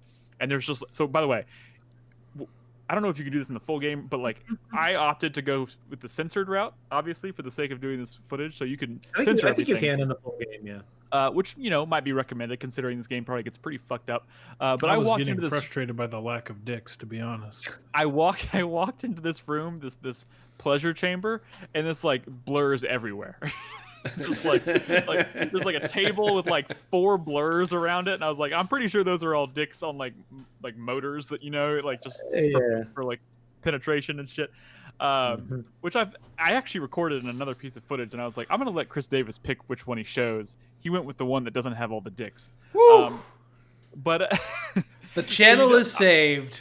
The channel is saved. So part of me played this as a joke. But by the time I finished it, I was like, I am fairly certain I am absolutely going to play this. like it's got like a cool atmosphere. There's intriguing characters all over this place, and like I want to know more about this cult and this god that they're worshiping.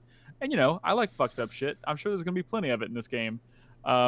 I mean, I'm a big fan of Alien and stuff. Like H.R. Geiger's designs I've always been a fan of, and this seems very much inspired by H.R. Geiger.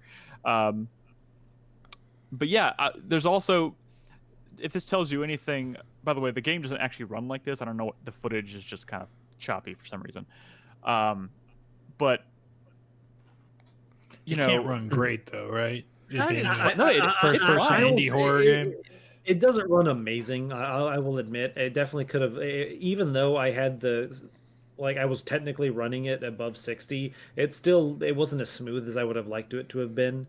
But once again, it's an indie first person, like fairly high graphical game. So I can understand why it's a good looking game. But once again, it's also this is a beta. I'm sure once it comes out, they'll have maybe worked out. But it comes out like next week. It comes out on the 25th. And I'm gonna play. I mean, to me, this feels like Amnesia with just a weird layer of sex stuff layered on top of it. As someone who's recently decided they hate Amnesia and anything that resembles Amnesia, I should probably stay away, right? Well, first of all, what the fuck? And two, if that's the case, then yes. But was that like a Siamese walking around twin dude? and reading notes and I've come to realize that Brad just has you don't like to read games. Like it's I don't like reading notes. I mean, in this case, it makes sense. Like or you're like around tutorials. I don't know. I mean, it's something that's don't always like been reading kind games. of. It's something that's about, always been synonymous with like survival horror. It's just kind of a way of expanding. Because it's never actually good writing. Brad, what about reading sexy notes? Like there's sex stuff happening in the notes. Maybe. I mean, it's definitely possible. Have you seen how many blurs have been in this footage already, and he hasn't even gotten to the sexy part? I kind of want to play the full game with the blurs. I don't like just the way these games are paced. I get really bored, but yeah. Gotcha. I mean, I'm kind of the opposite. I really like this kind of horror. So I'm gonna play this. I'm straight up. Nick likes it slow and gentle, and Brad likes it wham bam. Thank you, sir. And just it's over. Correct.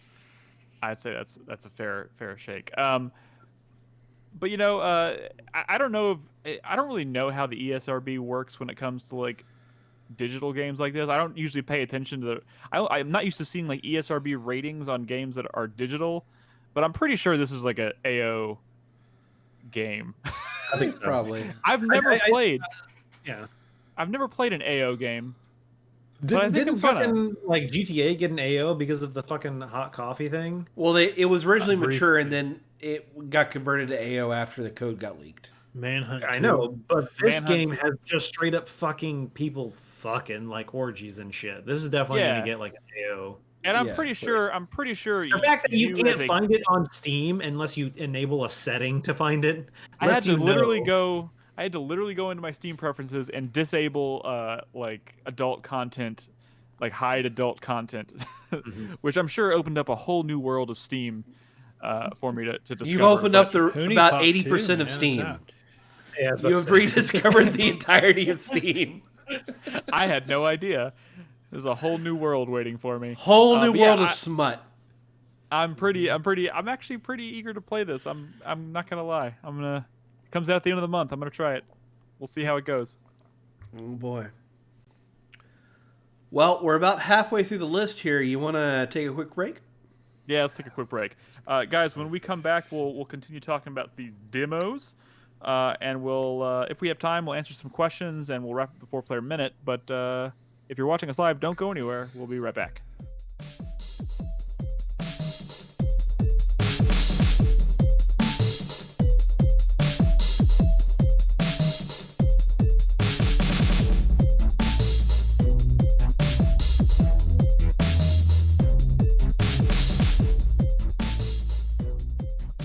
Hey everyone, welcome back to the show. We're going to continue right along with our little demo spree here. Chris Davis, hit us with your next demo. Where are we going from Alrighty. here? Our next demo. The suspense is killing me. Our next demo is called Narita Boy. Oh, me again? Oh. Did anybody else play Narita Boy? No. I did, Y'all sort of. missed out. Okay, I'm glad Brad at least sort of played it. Dude, this game's Whoa. really fucking good. This is, looks and I cool. wish Crispy was here because I know he and maybe Brad has, but I definitely know Crispy has seen Turbo Kid. Have you seen Turbo Kid, Brad? No. Yeah, this is like It a is a Tron movie on- Turbo Kid thing. Yeah, it is a movie on Netflix. The main character I'm is familiar with. I have it, no but I'm idea not- who he is. His sidekick character Apple, no idea who she is, but like one of the bad guys is Michael Ironside. Yep. So there you go, Chris Davis. But this is a fucking techno future 80s style like extravaganza. It is that's where the inspiration is from, and holy shit, like it is fucking good. It has fantastic like techno music. The combat's pretty fun. The platforming's pretty good. There's a kind of a story going on. I don't know all the ins and outs of the story yet, but it definitely has that kind of like 80s techno vibe. I You have like this- the animations a lot, especially for like Yeah, it's attacking and shit. visually impressive. Yeah, it's visually fucking like a joy to look at. A lot of the like the way your character animates and stuff, like when you do certain, like when you do like a fucking attack, like a blast attack. I'm pretty sure you like stab yourself in the face, and you can do this like giant beam attack. You have basically like from Earthbound, like the home run bat. Essentially, you can do like this mega swing where you fucking charge it up, and if you get it at the right moment and you swing, you fucking like slice dudes in half. In a single swing. It is a little bit of an exploration game. It kind of reminds me a bit of Headlander, that Adult Swim game, that kind of style where you're kind of exploring a world. It's not quite Metroidvania, but you definitely are kind of backtracking every once in a while to It kind has of the revisit. Metroidvania tag in Steam, but that's a user What generated is tag. everything on Steam? Yeah, I know that might be just them people trying to get attention to it or whatever. I will say from what I have played of it, it doesn't feel quite yet super Metroidvania-y. But once again, I only played it for maybe half an hour. So the demo is still available. Actually, it's not. You don't have to. This wasn't specifically part of that Steam festival. and check it out for sure. Yeah, I'm downloading it now. In the description, it says, among other things, discover the mysteries behind the Techno Sword. Yeah, I'm in. dude. Yeah, it's pretty good. Like especially like the first time you fucking get the Techno Sword, it's pretty interesting. Is your there save is- icon a Walkman?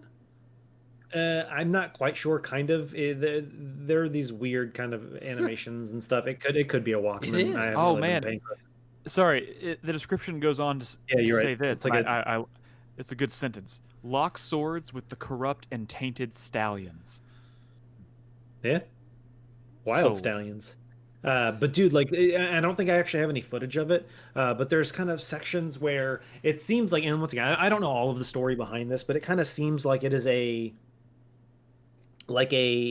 what's a good description?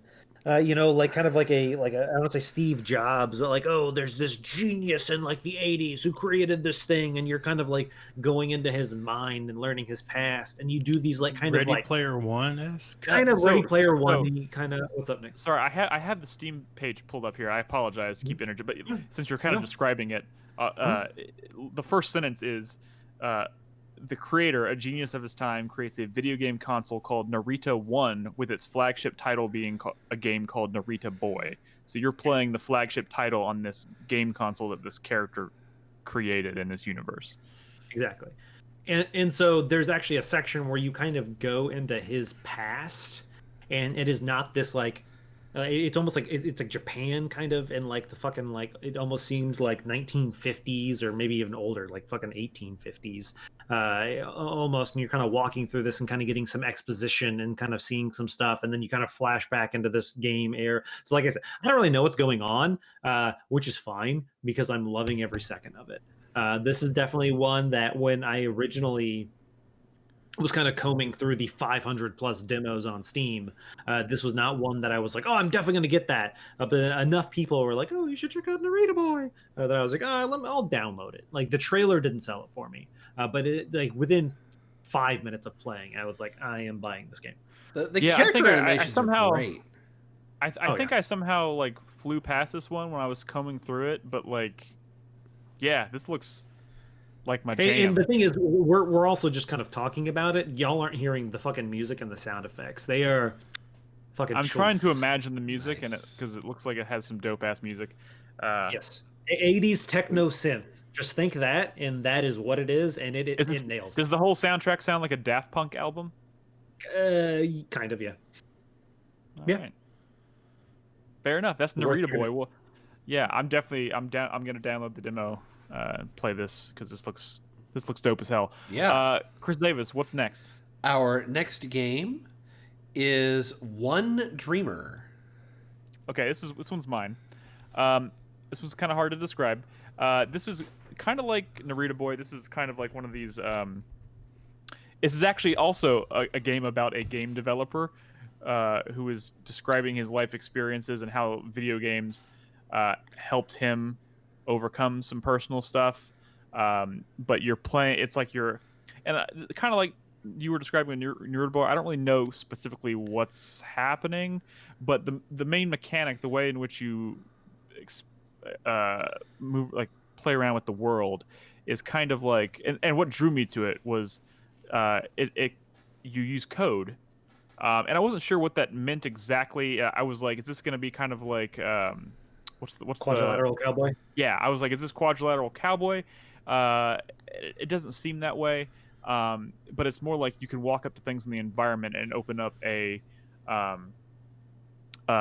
text editor that kind of and manipulate the code specific to that one object. And early in the demo, it's obviously very simple stuff, but it also is like very familiar. If you're at all familiar with even basic programming languages, you'd kind of instantly recognize these things, like just Boolean values, like variables with Boolean values and whatnot, and you're changing things from true to false, and then having it change. Like, I walked up to a cat, and you could click on the cat, and it would pull up the text editor, and it was like a cat, and then it said like they had the name of the variable, and then it said equals meow.mp3, and you could swap out meow.mp3 with like bark.mp3, and then you exit the code editor and you talk to the cat again, and the cat starts barking. Stuff like that. And that's kind of just very basic stuff, but I would imagine, and this is another one of those things where it was getting late, so I was like, I gotta move on to the next thing, but this is really cool, I'm liking it. I was like, I can see this hopefully getting deeper to the point where like you can start doing some really cool stuff in this world. And I mean, the one thing I was a little bummed about, because like the reason I remember Quadrilateral Cowboy so much, even though I didn't like finish that game, is like you were actually using your keyboard to like type in code and shit, and this is not that. This is more of just like, unless that's just not part of the demo, I don't know, but this is more of like you have options and you're like swapping things out just by clicking on them and whatnot, as opposed to actually typing out code. But the code is like simple enough that it seems like you could have very easily like made it so that you're actually typing code, like by teaching you some basic fundamental coding skills and whatnot. But I don't know how deep it's gonna go, but it has a really cool art style, and it seems like a really cool, just like very personal type story. You're walking around this world, and it's like you're in the video game that you created, and you're talking to NPCs, but they're talking to you like they know, like they think you're just another part of the game, but you're the creator. So I don't is know. some fucking Black Mirror shit. Yeah, maybe. Yeah, very. It seems so far. It doesn't seem like super dark, like something like Black Mirror, but it definitely could go that way. I don't know, but it's cool. It's got a nice visual style, nice minimalistic visual style, and I like the idea of manipulating code to do things in the environment. So it's definitely one I'm going to keep my eyes on. For some reason, when you were talking about like going into like the code editor and changing it and hacking it to do whatever, blah blah blah. This reminded me of when a few years ago we did that escape room, and there was like a whole like it was supposed to be like an AI driven thing, and so like the computer was taking over and telling us what to do, but it was obviously just like a guy behind a couple of video cameras watching us. And there was one thing where we had to like interact with this like program, and like I realized it was just like a Python program, so I exited out and I pulled up a Vim of like the source code because we couldn't figure out the password, and I just did a search for password and I found it in there, and like the voice was like, stop doing that, no, like don't do that. And I was like, that's your own fault. Because we were stuck on that we couldn't figure out the password. Maybe you should lock it down then, bitch. That's it just made me think of that. That's but anyway, that wasn't that was the no, that was just like a random escape room. That was on 83, like, right? On 183. Yeah. That there was like all like the computer AI driven one. Anyway, you sneaky bitch. All right, yeah, that's all I had. That's what is it? One Dreamer. I think it's just called One Dreamer. I don't remember, but I'll post the title in the show notes. But yeah, pretty cool little game. Seems nice. What's next? Our next game is called Rogue Book. Rogue Book. Oh, that's me. That's That's Bradley. Yeah. Have you ever played Slay the Spire? Oh, god damn it. Fucking damn it. This motherfucker. This is a Moving on to our next game. Well, I want to hear about this. No, this is a good one. Is I didn't hear about the Spire clone? This is very similar to that last game in that it's like Slay the Spire, except you have like a party of 2 characters. They each have their own decks, but you're drawing both decks at the same time, playing those cards. This one is a little different in that there's a lot of game that's happening outside of combat as well, where you're kind of exploring this like hexagrid world, but you're trying to like uncover it, and you have like this magic paintbrush which can like reveal like a certain amount of tiles in an area, and you're trying to find stuff on the map to kind of get stronger before you fight the boss of that act or whatever, right? And you also get potions and stuff from battles which will like reveal spaces in like 5 spaces in a straight line or whatever, and you're trying to like find a way to get to some of the relics that are like further away on the map using your paintbrush and using these potions to kind of navigate. And it's all about kind of this risk reward of, am I going to try to push it and use all my resources to kind of get further in the map, or should I try to find some more battles to get stronger, that sort of thing. So there's some fun quote unquote gameplay that happens like outside of battles, but inside of battles it's very good. There's some like cool smart ideas that I like, and the cards and the card combos seem really good, and it just seems like when I played that other one first, that the Draft of the Darkness or whatever one first, and I was like kind of unsure about it. I'm like, this kind of has what I like about like Rogue, Slay the Spire or Monster Train, but I don't know. We'll see. As soon as I started playing this one, I was like immediately kind of feeling it. The visual style kind of reminds me a little bit of Monster Train, honestly, but this one seems like super accessible. This one I could kind of see like catching on. Apparently, what's his face? The creator of Magic the Gathering is helping the development of this game. So there's some I don't know if that means much these days. What's his name? Richard Garfield or whoever. I don't know if that means much these days, but definitely seems like a good one of these. and I like the visual style, like the combat system, and I kind of like the outside the combat loop. I At don't know first, I if you thought can this was gonna be still. like what was this? This like hexagonal world map reminded me. Not is it Civilization? I don't know. For a second, I Civilization, thought I was. Yeah, well, some of them, yeah. What? Yeah, it I threw mean, me. they have Well, it threw me off hexagons. guard. It threw me off guard because I was waiting for like this to be some kind of like Civilization clone, and then you were like Slay the Spire. I was like, oh boy. Quick aside, because Yeah. I was fully. I noticed.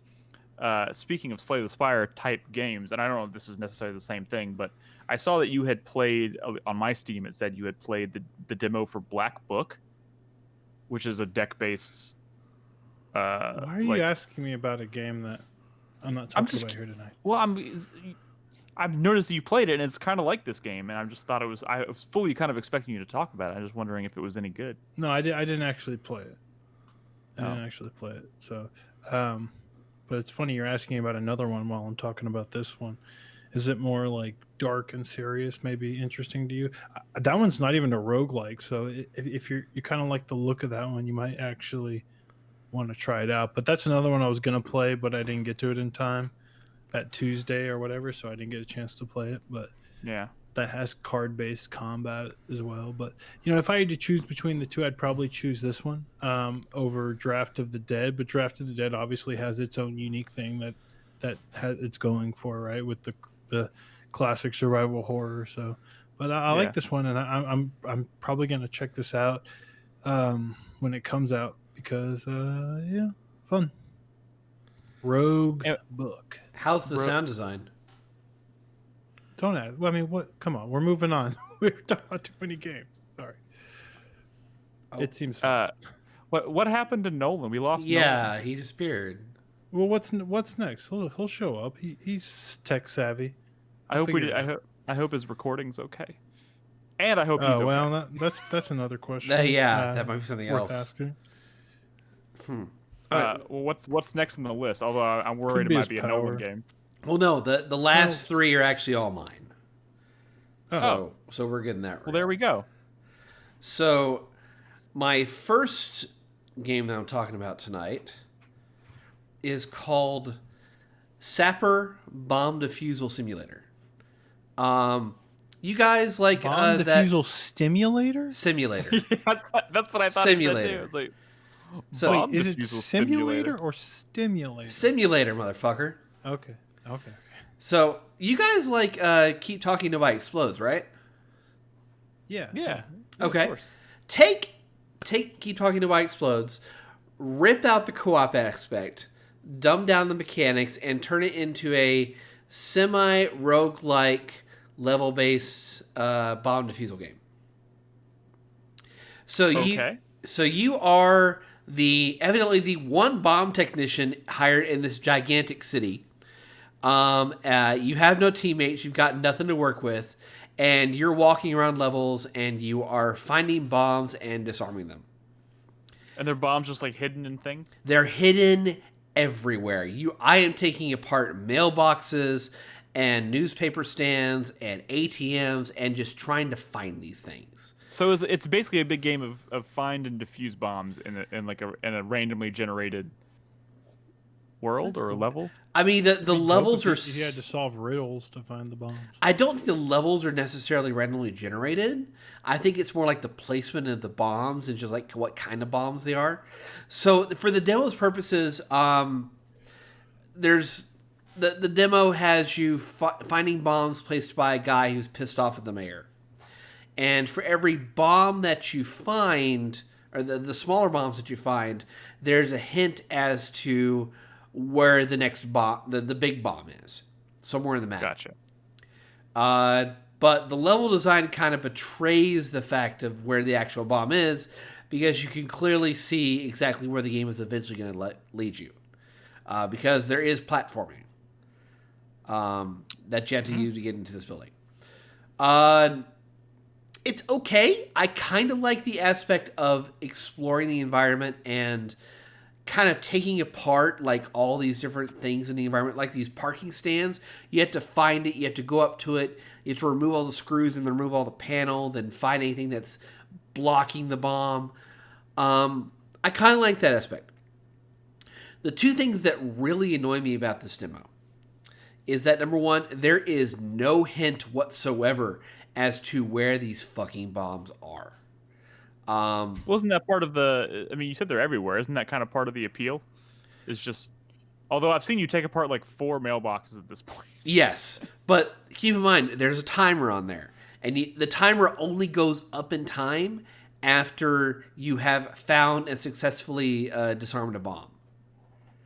So Gotcha. you have to run around the level with no hints as to where these fucking bombs are. There's no audio cue. There's no visual cue. You just have to look for things to interact with in the environment, take it apart, and then see if there's a bomb in there. Do you think that's a byproduct of like the demo being what it is, or like do you think that's what the final game is going to ultimately be like? I'll be honest. There were several demos that I tried for this before we recorded this, thinking like, oh, this is a demo, it must be fairly complete, and like there was straight up like missing components of the game, and they were very like, you know, this is very obvious. That entire ATM and there was no bomb. And there was nothing, and that's kind of like a big part of the loop of this game. Is that frustrating? This game sucks. It is frustrating. I wish there were more clues as to where to go look. Like, give me a note that says, oh, I fucking hate the news. Well, there's a bunch of newspaper stands. I'll go take apart the newspaper stands. But no, there's no rhyme or reason, at least in this demo. Are you 100% sure you didn't miss something? Like, in terms of guidance? I mean, I replayed it to make certain. And no, there wasn't anything that really helped you. Well, this seems like a bad game. Did you play anything good? Well, hang on. That being said, also, I did find the final bomb, but it was glitched because I couldn't disarm it for some reason.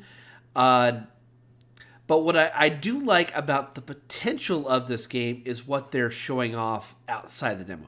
Like, the basic disarmament mechanics in this demo are pretty weak.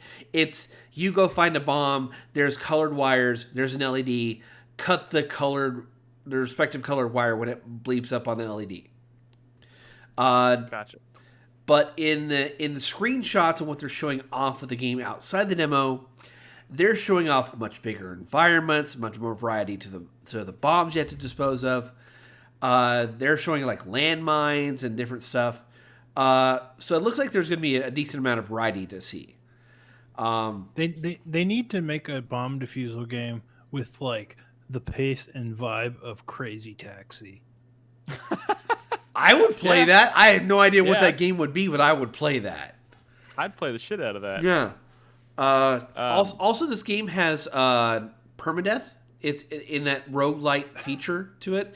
If your character fails a level, they blow up and they die, and they lose any experience or character upgrades that you've earned. That sounds awful. On the flip side of that, though, there is how many flip sides are there? You've said that like 4 times. Well, I'm going for different aspects. So the It's other a dice to in the opposite direction of that, if you die, you generate a new character. You don't retain any of the skills you've earned, but anything that you have done on the map is saved. So it's not like it's as if you've gone through and you've already gone through all this content, unlocked all these doors, disarmed all these other bombs. You just got to finish off what you've done previously. So that the bomb disposal guy was killed, so they just sent in another one. They just sent in another fodder. Fresh meat. Really, just fresh meat. Yeah. I like the idea of this. I think it needs...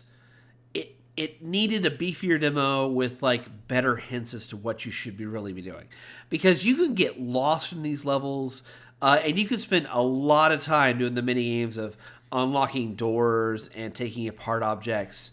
You mean this BioShock tube mini game that you're playing? That BioShock tube mini game, the lock picking mini game is exactly what it is from Fallout. Motherfuckers. There also is another lock picking mini game that's straight out of Oblivion. Like it's every mini game in this you have seen before. There's nothing original. But I'm kind of hopeful for this. I want to see more of what this is down the line. All right, fair enough. Cool. What else you got? My next, By the way, Nolan's power loss went out, so it said he's restarting his computer because it's being weird now. okay, So yeah. just an update. All right. So my next game was a Kickstarter game that got announced recently called Squadron 51. Mm-hmm. It is a traditional 2D shmup, but it's done in a early 50s, late 40s kind of black and white serial movie with inspiration from those and like World War II newsreels. Oh, I remember seeing a trailer for this. It looked visually impressive, but I was worried that it was going to be not easy to actually maneuver around, like play, like dodge stuff. Oh, it's pretty easy to dodge stuff. In fact, in the tutorial, it shows you the actual hitbox of your plane, which is much smaller than the actual plane. So you have an idea of how to really navigate bullets and how to plan things out. Why didn't they just make the plane smaller? I mean, because reasons. It's actually just the belly button of the anime girl flying around the screen. He's That's not how wrong. those games work. Yeah, that's how those games work. You really should look those up, Nick. alrighty. Do I need to turn my adult content? Actually, filter not off to see well. if For it's some of good? them, yes, but for a lot of them, you don't actually have to. The bullet hells are a genre in themselves. I really like the presentation of the game. It looks cool. It's very crisp, very nice. Are those aliens? You're shooting aliens? Yeah. So the idea is UFOs? that Sorry. an alien mega corporation has discovered Earth, signed a deal with the various governments, and has slowly been taking over using people's slave labor in their factories. And you lead a squadron in the resistance against them. Interesting. It's a very nice presentation.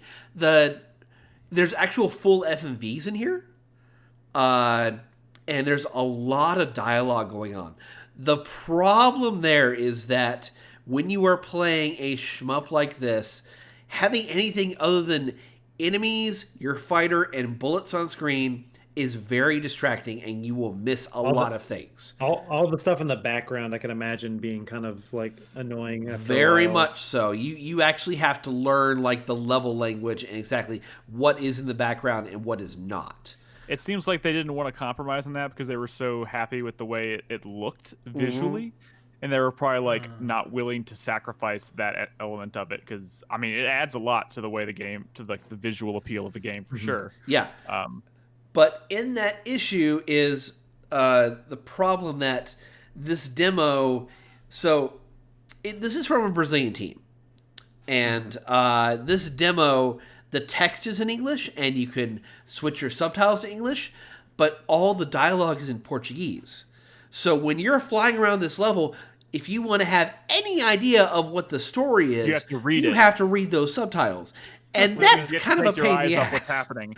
Yes. Well, these types of games aren't supposed to really have much in the way of stories anyways. Come on. I mean, yeah, but for as campy as the presentation is, you kind of want to know what's going on. But like, is that again? I ask, is that just a byproduct of the demo, and they're going to have an English voice option? Well, I'm certain there's going to be an English voiceover, and there's probably going to be full eFix suite.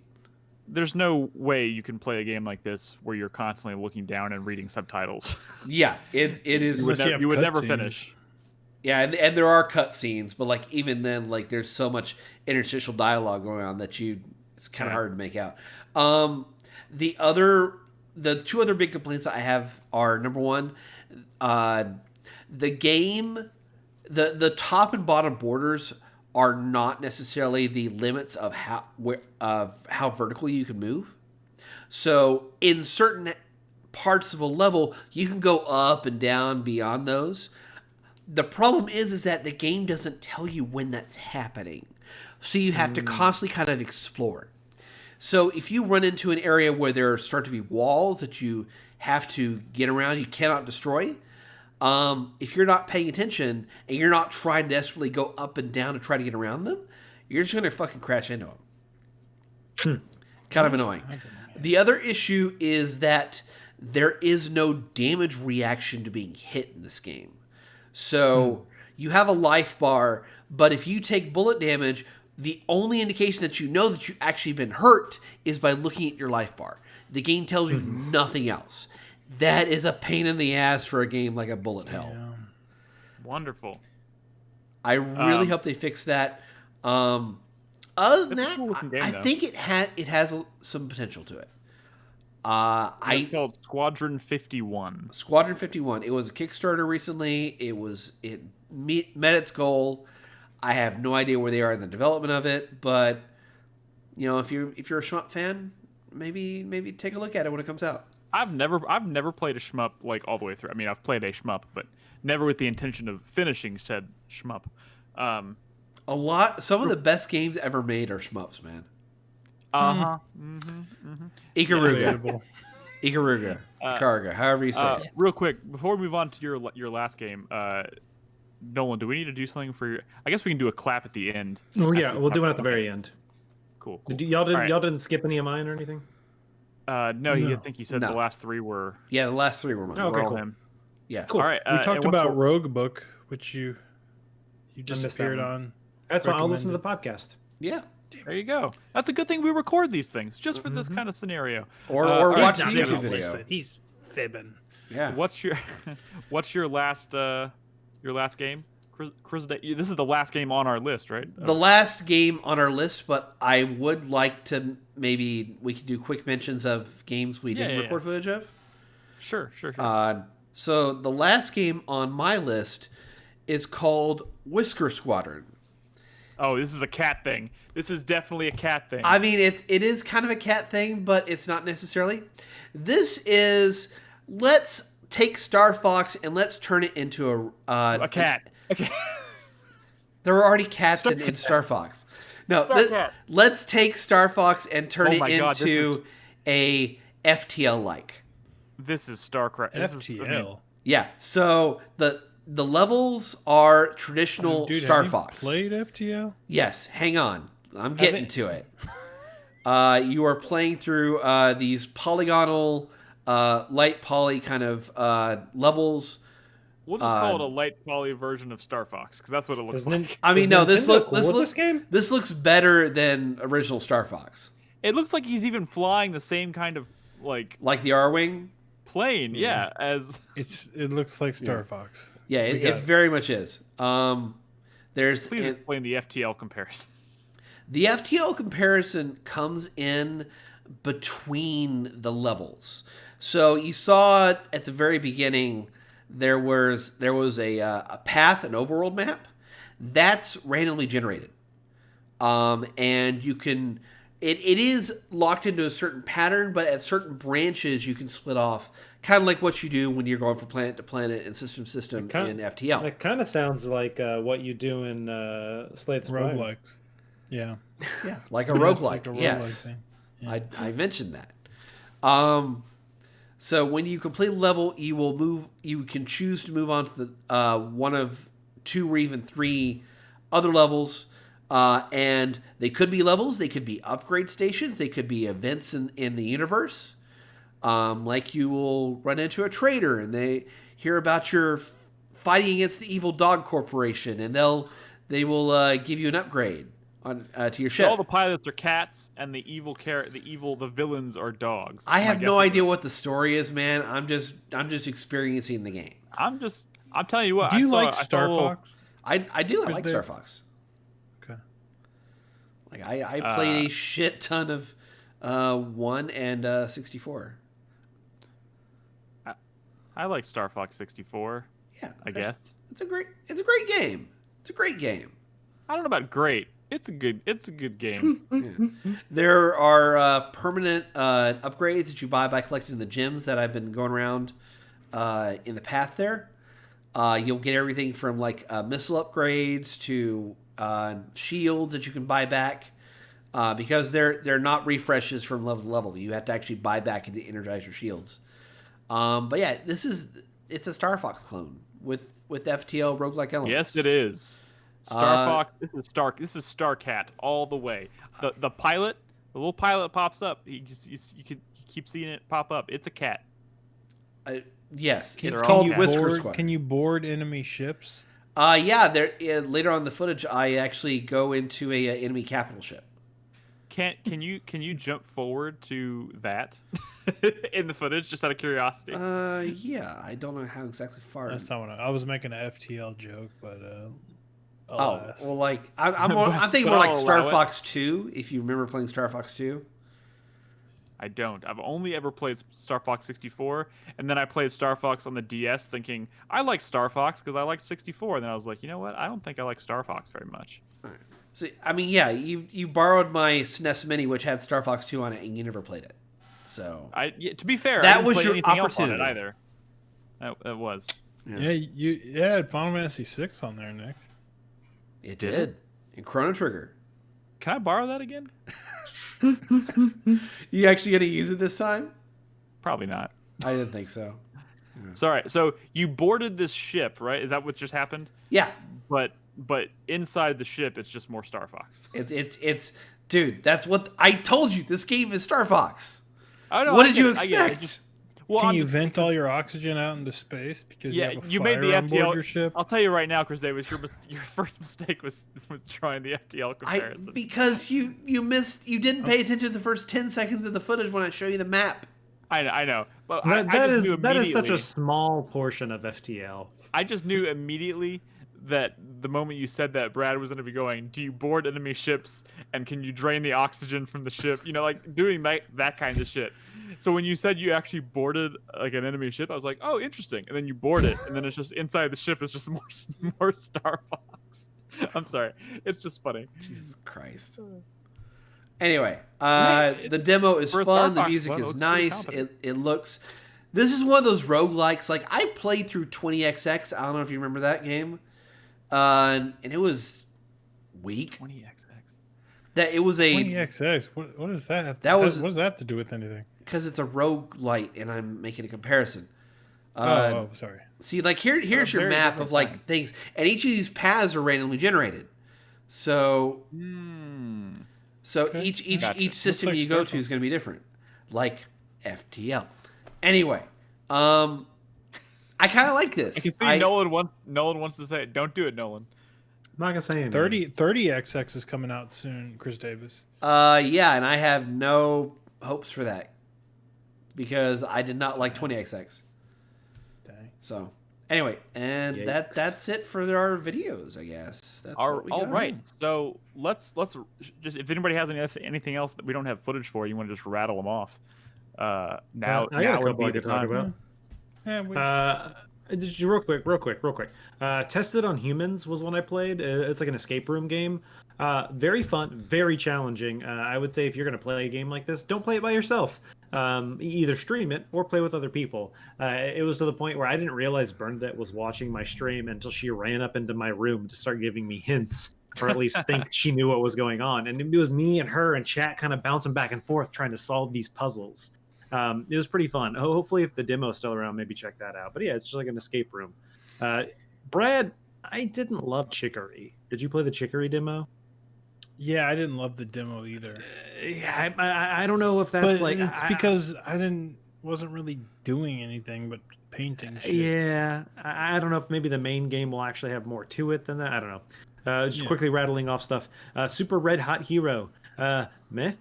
It's like a runner, but not very good. Yeah, I don't know. Power of 10. Kind of had some FTL vibes, I would say. You were in space kind of traveling around, but it's kind of procedurally generated. You have to like kind of interact with certain like planets and help save them by gathering resources to help like protect their shields from enemy attacks. First off, the game was bad just because the text is way too small and you can't make it bigger. And so even with my 2020 vision, I was constantly like right in front of the screen squinting because I couldn't fucking read it. Dead Rising. I didn't get footage of it. You Suck at Parking. Fucking fantastic. That looked pretty fun. Dude, it is all these little mini puzzles of you just driving a car and trying to park into a spot. And that's as simple as it sounds, but I'm trying to think of a good comparison. And if anybody in chat has one, or Chris, I know you watch me play some of it. There are definitely other games like What the Golf. think kind of What the Golf style, where it's just kind of wacky stuff going on. Yeah, but you're parking cars. Yeah. So that one was pretty fun. It's described as the world's most extreme, in all caps, parking game. I mean, basically, like I said, it's simple concept, but I mean, they get to the point where like, oh, you have to, park a car in this spot, and then like there's levels where you have to park like multiple cars in different spots. But if you don't do it quick enough, maybe someone knocks you out of your spot, so you have to go and park there again. But it's timed, and I don't know. It's a fun little wacky game. That's definitely one I'll probably pick up. And then I played one more that was Potion Craft. That one was kind of interesting. You're like making potions and like having to find like herbs to combine to try and find new potion types. And people come and they're like, oh, I want a potion, help me do this. And maybe you already know how to do it and you can haggle with them. It was okay. But yeah, I think that's all the ones I played. I played one more that was kind of this weird kind of puzzly cat game. But I got stuck on like the second puzzle, like for like 10 minutes and like gave up. I was like, fuck this game. Real quick, couple mentions for me. I played Stay Out of the House. But I couldn't figure out how to get out. So it's like a. You couldn't help yourself. You had to go in the damn house. Well, no, it's like an God 80s damn it. horror. It's an 80s horror. Like and the aesthetic is like you're watching an 80s VHS tape of like some crappy campy horror movie. But it starts you out as like a gas station attendant working in this gas station, and I couldn't figure out how to trigger anything to happen. Like I couldn't. I was just working at a gas station. I couldn't make anything happen. So I was like, well, I don't have time for this. So I moved on. But it had a really cool aesthetic. I might go back and try and play more of that. And actually, I think I talked about most of the stuff. I played Trail of Ayash, which is like. Oh God, I played that too. That was so bad. It was very bad. 38 gigs too to download, and it was terrible. I mean, the demo looked cool. It's like an open world, like Native American, like I mean, you play a Native American, but it's like exploring like parts of their culture and stuff. But it's like a kind of like this horror-esque open world survival with magic game and like with magic and stuff. The demo looked cool. It played like ass. They don't understand how to make a combat system. Yeah, like that wasn't combat. I couldn't even figure out how to pick up a hatchet. So we'll move on from that. That's really all I wanted to mention. That's kind of all I ended up having time to actually play. Oh, I played The Undying, and it's like you play a mother who's been bitten by a zombie, and you're trying to teach your child how to survive before you become a zombie, which seems like a cool idea. It seems super incomplete, like to the point where it's like maybe this shouldn't even be a demo yet. It didn't, like there were certain like cutscenes that were straight up just like storyboard sketches that were like placeholders for everything. But yeah, I was like, this doesn't seem like it's quite ready for prime time, and I didn't want to spend my time playing that. So, but interesting idea. So I might go back to it later. Brad, did you have any quick mentions? Not really. I've got two though. Okay. One other one that I played was called Strategic Mind Fight for Freedom. It's a hex-based strategy game, turn-based strategy game. It's traditional kind of World War II fighting against the Nazis and taking over territory kind of thing. It was okay. I wish there was more flourish to the animations. I really did appreciate that there is like a real-time tutorial system where there's a guy that's voicing over like what unit you're talking, what you're using, what their capabilities of, things like that. I don't know. I may check it out. Not necessarily at launch, but probably on a sale. I kind of like it. And then I also played a game called Shattered Ninja. Shattered Ninja. It was it's a 2D platformer game like Ninja Gaiden or Strider. Really, really, really influenced by Strider. And there was a whole lot of hot garbage about it. The controls were not made for analog movement, but you can only use analog movement, and heaven forbid you actually use the fucking D-pad, because there's a lot of enemies that will kneel down, and you have to kneel down to hit them too. But when you kneel down, your character for some reason decides to face the other direction. and you don't know this for like a second before he fucking shoots you and hurts you. The platforming stuff wasn't good. For some reason, it really likes the idea of kind of Mega Man style screens and moving on. But you never know where those fucking triggers are. So you suddenly stumble into one when you really want to go back to another one, and all the enemies fucking respawn. It was bad. Yeah, there was a lot of stuff in this festival that was rough around the edges. So I mean, but a lot of devs probably wanted to get their demos in just to be included as part of it, and maybe some of that was at the expense of putting it out there before they were ready for prime time. But I don't know. Like I said, I played like 4 or 5 things and dropped them like really quick because it didn't do enough to grab my attention. But hey, we played a lot of stuff. We talked about a lot of stuff. I'm gonna do the full list of everything we played. This festival was rather huge. There were tons of demos, so this is only scratching the surface of what was out there. But these were all the kinds of things that stuck out to us, that caught our attention personally. So yeah, if you want a reminder of what we talked about tonight, just check the show notes. I'll put the full list in there. Now, I think for the sake of because we are coming up on 2 hours, I think for the sake of this episode, we're gonna skip questions this week. I forgot to do the post, to be totally honest. So we don't have a ton of new questions, but we'll get back to it next week. This has been kind of a special episode, so why don't we just jump straight into the 4-player minute? Hype, sweat, shame, fuck you of the week. No, you got it wrong. Yeah, he did a little bit. Yeah, we haven't done shame in a really long time. Not saying we can't, but I mean. Oh, all right. I left out thank you, didn't I? Hype, sweat, thank you, and fuck you. There you go. Or any combination thereof. I'm not gonna. If you want to put a shame in there, I'm not gonna stop you. You should have said I'm not gonna shame you. Well, that's my. All of these are shames then. My hype this week goes for this game that I was hyped for it, but I actually didn't get it because everyone on Steam is like, dude, this game's cool, but crash. But I'm still hyped for it. It's called Blue Fire. It's like this. It's like Zelda type game, but it's got like crazy platforming and action. Like a lot of. It reminds me of like the platforming in like Recore or something, where you're like doing all these crazy moves just to kind of stay in the air, get off the ledge, get back on, that kind of thing. Blue Fire.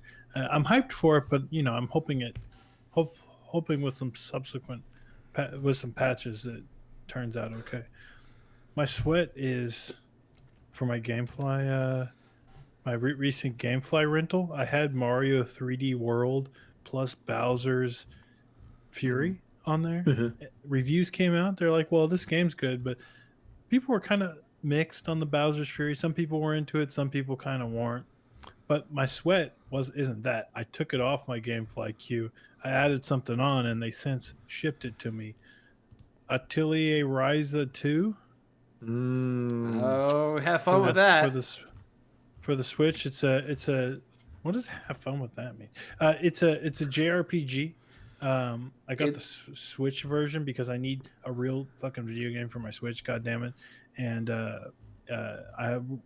read some reviews and watched some reviews, and they were actually pretty good. Combat system looks cool, but I don't know. I didn't play the first one. Honestly, I'm just a little worried about the Switch port, but we'll see. I don't know.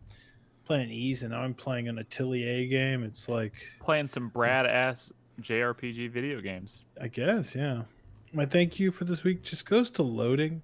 There's my fast loading. My thank you goes to fast loading, which a lot of it has to do with my PS5 kind of making things go real snappy. But even like in Monster Hunter Rise, which is just a fucking Switch game with big ass environments, the loading is real fast. I love that.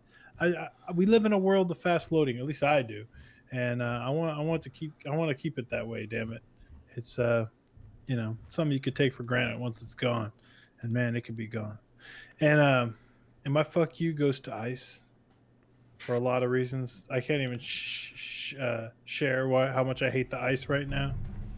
Outside, I was like the Ice. I was like, not like the government agency, the actual. Ice. Well, fuck Ice too. I thought he was talking about Ice-T. Kinds of Ice. Fuck Ice and fuck the Ice. No, not Ice-T. Ice. What about Ice Cube? No, all the ice wrappers I'm cool with. We're not talking Wait, about. you like Vanilla Ice? Yes, I like. Vanilla Dude, Ice. have you seen Do some of the you? shit he's been doing recently? I don't like Do you, Vanilla though? Ice. Yeah. I'm gonna so throw fuck I'm gonna Ice. throw away all my Vanilla Ice albums. Fuck Ice for all lots of of them. reasons. Yeah, it's But pretty yeah, bad that's it. outside. For sure. Cool. All right, Nolan, What up? your turn. My 4 play minute source now. My hype is for Mario 3D World plus Bowser's Fury. It sucks that some people aren't jamming on it, but I'm taking this as an opportunity to replay that game. I don't even remember if I beat it back in the day on the Wii U. Are you but going to play with Bernadette? Yes, that is one of the There things you I'm most go. excited about. We're going to play that game together, so hopefully that should be fun. Oh, that's fine. I just thought you're It'll be right. I fucking forgot. fun. I'm gonna do that. I'm volunteering Robin right now, but she may not want to do it. But I'm gonna try that. That seems like a fun Yeah. game to play co-op. Yeah, I've never definitely. played it. Mine shipped today, and I completely forgot that I ordered it. So Nice. My sweat is going to go to this weather. At potentially maybe having some issues with some water pipes outside. We'll see what happens. I don't know. We'll see. It's going to be very fucking cold in the next few days. Not going to get above freezing for more than like an hour over the next like 4 days. So yeah, Texas definitely is not designed and for then that. next week we're gonna have a high of 71. Yeah. No, that's the week after. Yeah, the week after next week. Next week is still gonna be pretty chilly. My thank you is gonna go to. Actually, I'll skip that one. I'll save that one for last. I'm gonna be thankful last. My fuck you is gonna go to Microsoft because I'm still having shit with these controllers. I finally got. I don't know if I updated a controller shipped at the correct price. They used my credit, and I had to ship the other two back to get refunds. They received both, only credited me back for one of them. I'm gonna have to contact them to be like, "What the fuck's up? You still owe me $60." Very frustrating. All the shit I've had to go through with this. Hopefully, will be over soon. And then my thank you is going to go to all of my friends on Call of Duty Warzone. Just been meeting random fucking people, and like they like end up like sending me a friend request. And then I'll jump online, and within a couple of minutes, I'll get like an invite to a party. And they're like, "Yeah, dude, Nolan's back!" Like, and I fucking just meeting people from all around the world. I met these two guys who like put up telephone wires. They work on like telephone wires all day. One's in Tennessee, one's in Georgia. Just like super fucking like Southern guys, and they're just like fucking. Look at the pandemic turning Nolan into a Call of Duty fan just so he can have human interaction with them. Dude, I'm just fucking hanging out with these random guys and girls and just playing Call of Duty and having fun and getting wins. You know, I got a couple of wins yesterday. It's always satisfying when you get a win in a battle royale game. But just having fun. Yeah. Cool. Thank you. Chris Davis? Okay. I've got 3 hypes and a sweat. My first hype is from something that happened today that I honestly don't know what to think yet. But 6 Days in Fallujah, you remember that game? Oh, way back in 2009. That's a hype. That got canceled. Yeah, it's back. It just got re-announced today, and it's coming out later this year. And I'm so fascinated by like the what went into like the controversy and just like what happened to that fucking game being canceled, and now it's fucking back. I want to know what this game is. I don't think there was ever actually any gameplay out there of people playing it, but I want to know what it is. So I get the appeal of being excited for something just because you want to know what it is. Yeah, I have that all the time. Yeah. My second hype is for the Last of Us series news.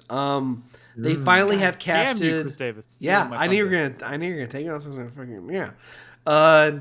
They've casted Joel and Ellie. They've got Pedro Pascal from The Mandalorian to play Hell Joel. yes. Great How do y'all choice. feel about that? Y'all think that's good casting? Here's the thing. I don't think it's.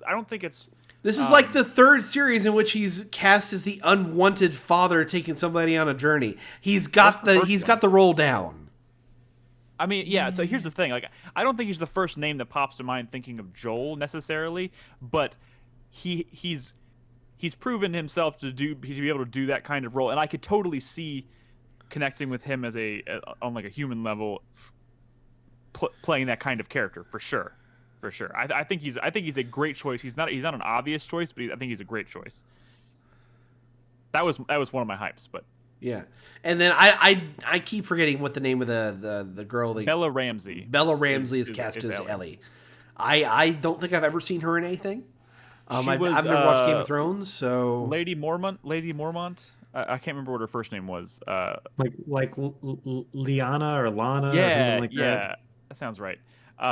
She was the little girl in Game of Thrones who fucking just owned everybody who tried to talk shit to her. She became a little bit of a meme on that show where she killed a giant or whatever. In the end, yeah, I was like, okay. I mean, a little bit of a meme, but at the same time, it was also like, people genuinely, I think, liked that character a lot, even if it was, kind of shallow for the reasons in which they did. It's just funny. But she commanded the scenes that she was in. I think it's an inspired choice. My only thought I had was I'm not sure how far they're planning on taking this show, especially in relation to how it compares to the games. But like that second, if they're gonna just adapt the first game and then even adapt the second game, like, she's a pretty small, not physically imposing character, but like by the time that second game comes around, Ellie is like a fucking beast. I don't know. Well, I'm gonna go season 1 to season 2. I don't know. It'll be real. No, they wouldn't do that. Things, that's one of the things, kind of like what Chris Davis was talking about, how being excited for something just because you want to know what it is. Like I think I'm most excited for The Last of Us because I want to see how they're going to adapt this. Like, what is their approach to like season arcs? Like, if this is gonna be a multi-season show, are they going to adapt the game and that's it, or are they going to do stuff that takes place outside of the scope of the game? Like, what is it? I mean, the setting of The Last of Us isn't. I mean, you could just make it into a zombie story show. It's the first one's even a little tropey kind of. I mean, you've seen that show. It can be done well, and they might do it well. But there's plenty of material there. It's not like they have to jump into some crazy binge story. I mean, the only thing I pointed out, we were talking about this in Discord earlier, but the one difference between like maybe something like The Walking Dead and this, where like The Walking Dead has comics and TV show is flowing concurrently, but they're telling very different stories. The main difference is this game, like Neil Druckmann is like directly involved in the creation of both the game and this, as opposed to The Walking Dead, where like the creator just basically gave them the rights to it. Like he is actually like, now he is kind of overseeing the canon story for the show and the canon story for the game, and how much does he want to diverge those two, because then he's basically having to like manage two different storylines or and I don't know how messy he wants to make that. So I don't know, it'll be interesting. Yeah. My third hype is much lighter, but I think it's kind of relevant to Nick. Tales from the Borderlands is back, baby. It was removed from. I already told Brad once this week. I'm never playing that game again. Dude, Nick, you're bad shit. I'm done with it. Like you are a terrible person. That is like me saying I'm never gonna play Days Gone. I'm never gonna play. Fine, you don't deserve Days Gone anyway. Days Gone is like a 60-hour. I understand, Brad. I'm just saying. I'm trying to say that, like, I'm trying to see. Oh, what are games that Nick loves because he thinks they are great, and I'm just gonna say I'm never gonna play them just to spite. Well, no, it's just. Let's pull up his top 10 games of all time, real quick, guys. There are play so many games. Hey, motherfucker. Yes. Sometimes you just want to play what you want to play. Just admit you're not. Look, you saw the trailers. You heard us talk about it. Deep down, you're like, liked it. Listen to me. The reason you didn't play it when we all played it is because you saw it and you're like, not really my thing. Then you played that first season or first episode. And you're like, this is okay. This ain't my thing. If it was your thing, you would have jumped right into that second fucking episode. That's fine, Nick. It's fine. You played it. We can't fault you for it. But like everybody's treating it like I'm never I didn't like it and I'm not going to play it, but I'm going to. I think Nick, I think the only reason people are Don't even saying that say is that. just You don't even because say that. I think just people are saying that just because it's been so long since you played the first episode and you played, replayed games in between. I think it's a situation where in reality that game is what, like 15 hours long if you play every episode, if even. Yeah. And so I think you could knock the whole series out pretty quick. And it's not that just like, oh, we think it's, a good game. It's pretty good. Like this is like Tales from the Borderlands is on several people's like top, within 5 games of all time. The story of that game is fantastic. And the problem is, and I will admit it, the first episode is probably the weakest of all of them. Like it gets nothing but better. And if you thought it was good, Nick, you can't even comprehend how good it's going to get. The thing is, I'm playing it kind of like I would have played it when it came out, which is I play one episode and then I wait like 6 months when the next episode comes out, and then I play that Out one. of your fucking mind. Just say you don't like the laugh. All right, I admit it. Don't like it. I admit it. I hate that game. Well, Tales from the Borderlands is coming back to storefronts next week, and it's going to be receiving compatibility patches with the next gen consoles. So zero loading, obviously. And yeah, this is even reigniting rumors about the sequel season that was supposedly canceled. And this is coming on the heels of Embracer Group buying Gearbox 2 weeks ago. So Embracer? Or whatever it's called. I don't Embracer. Okay. It's fine. Well, who knows? Maybe this might reignite the second season. Let it be a thing. And then maybe I won't play that one too. Yeah, of course you won't, because you're a terrible person. And my sweat to finally close out my 15-minute 4-player minute is getting the Game of the Year videos done. I have most of my assets. I'm going to start really cranking these out this weekend. So probably as soon as... No, this is probably the fastest we've ever done it. No, it's not. No, it's not. This is our second slowest. This is the second slowest. I thought it's usually like March by the time we get these things done. No, last year was March, and I hated everyone for it. Hey, we're just releasing them on 4Player's fiscal year schedule. Yeah, there we go. I feel like Fuck it. at this point, Chris Davis said you were going to be cranking these out last weekend. What happened, dog? I had some things suddenly butt in my schedule that completely just derailed me. Fair enough. It happens. That's why I didn't finish Castlevania in time, for the same reason.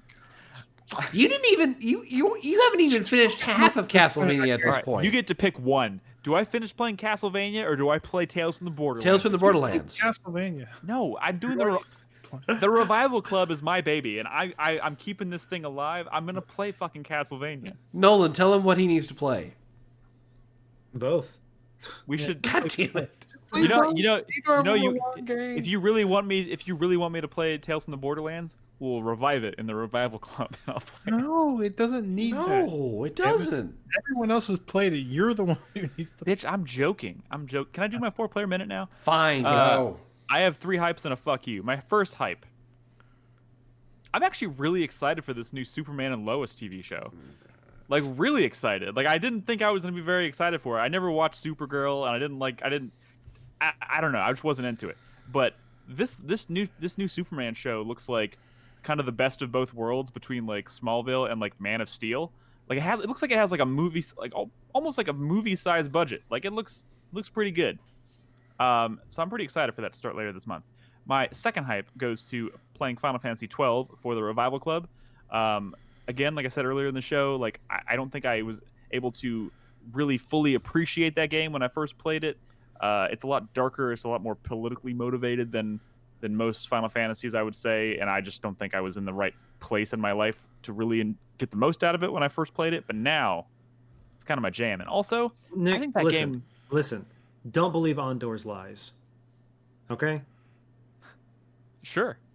Okay. See, Nolan remembers way more about this game than I do. I remember literally almost nothing other than Fran has bunny ears. Oh, I'm sorry. I just hit my microphone. I remember almost nothing. I remember the characters' names and Fran's bunny ears.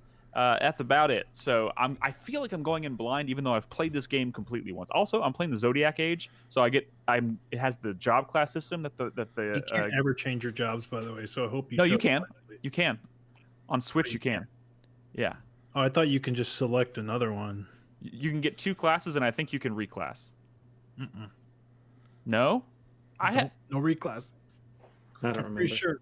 But go. Anyways, I'm pretty excited to play that. My third hype, I'm pretty sure you all know what this is. Y'all know it's coming. I'm pretty fucking excited for fucking Dexter, baby. It's filming this week. Filming as cameras are rolling. I at one point, you know, I feel it. I don't even know if I should admit this. I at one point ended up on a production company's website to see if they were hiring for extras, and I was like, if I can get an extra on the show, I will drive my ass to Massachusetts to be on that show for free. You better not tell us, because I'm going to host a fucking intervention for you, man. We're going to gather all your friends together. We are going to have a discussion. Dude, it's fine. There's no intervention needed. I'm just excited for a show that what I the thought addicts say. I would never. Hey, it's like you get excited whenever a new Godzilla movie comes out. Calm yourself. I'm not buying tickets to go to fucking Japan for the filming. Okay, first of all, they're equally embarrassing. I said that might be true. I said I would drive to Massachusetts. I'm not buying tickets. I would drive to Massachusetts to be an extra on that show. But don't worry, it's not happening. And my fuck you this week goes to Uncharted 1. I'm playing through the series again just because I now have the Uncharted trilogy remaster. I have the BioShock trilogy remaster, and the Mass Effect trilogy is coming out soon remastered. I was like, those are 3 trilogies I loved. I want to replay them. I haven't played them in years.